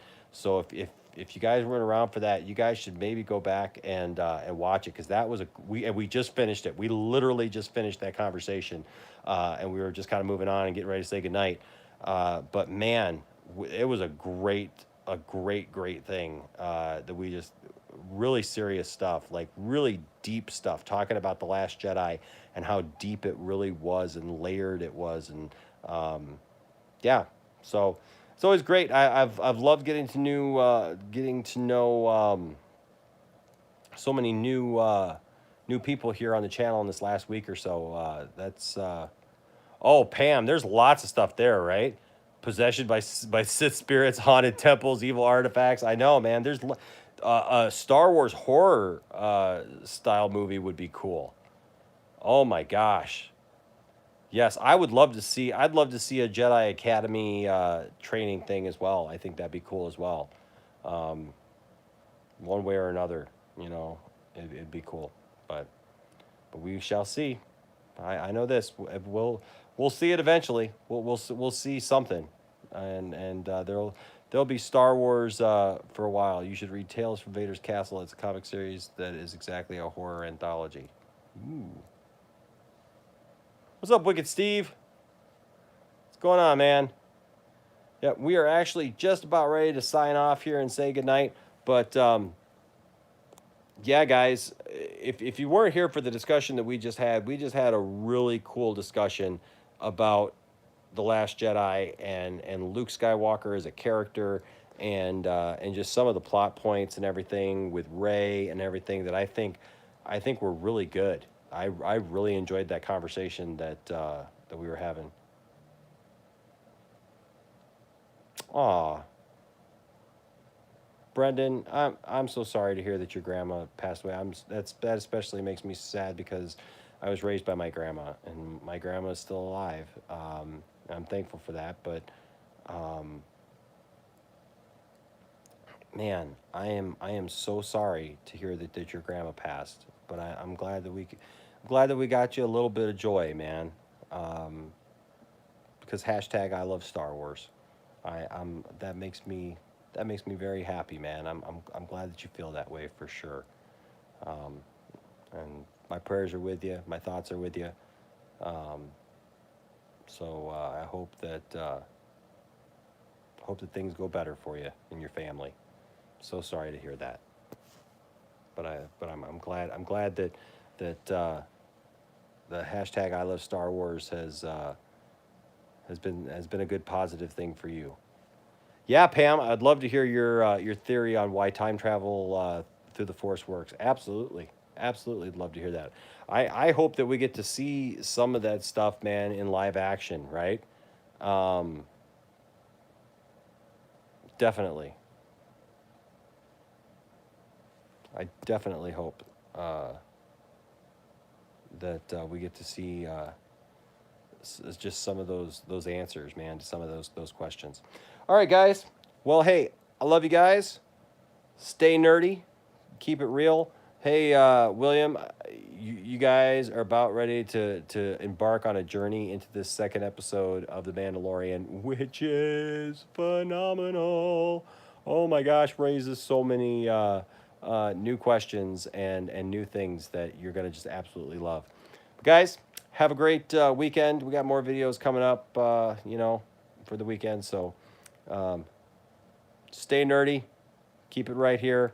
Share the videos. Tell somebody about the Poindexter Lounge. And let's keep the hashtag going. Hashtag I love Star Wars. Hashtag I love. One hand clapping. I just watched that episode of The Simpsons today. What's that the sound of? One hand clapping. Hashtag I love Star Wars. We'll see you guys later.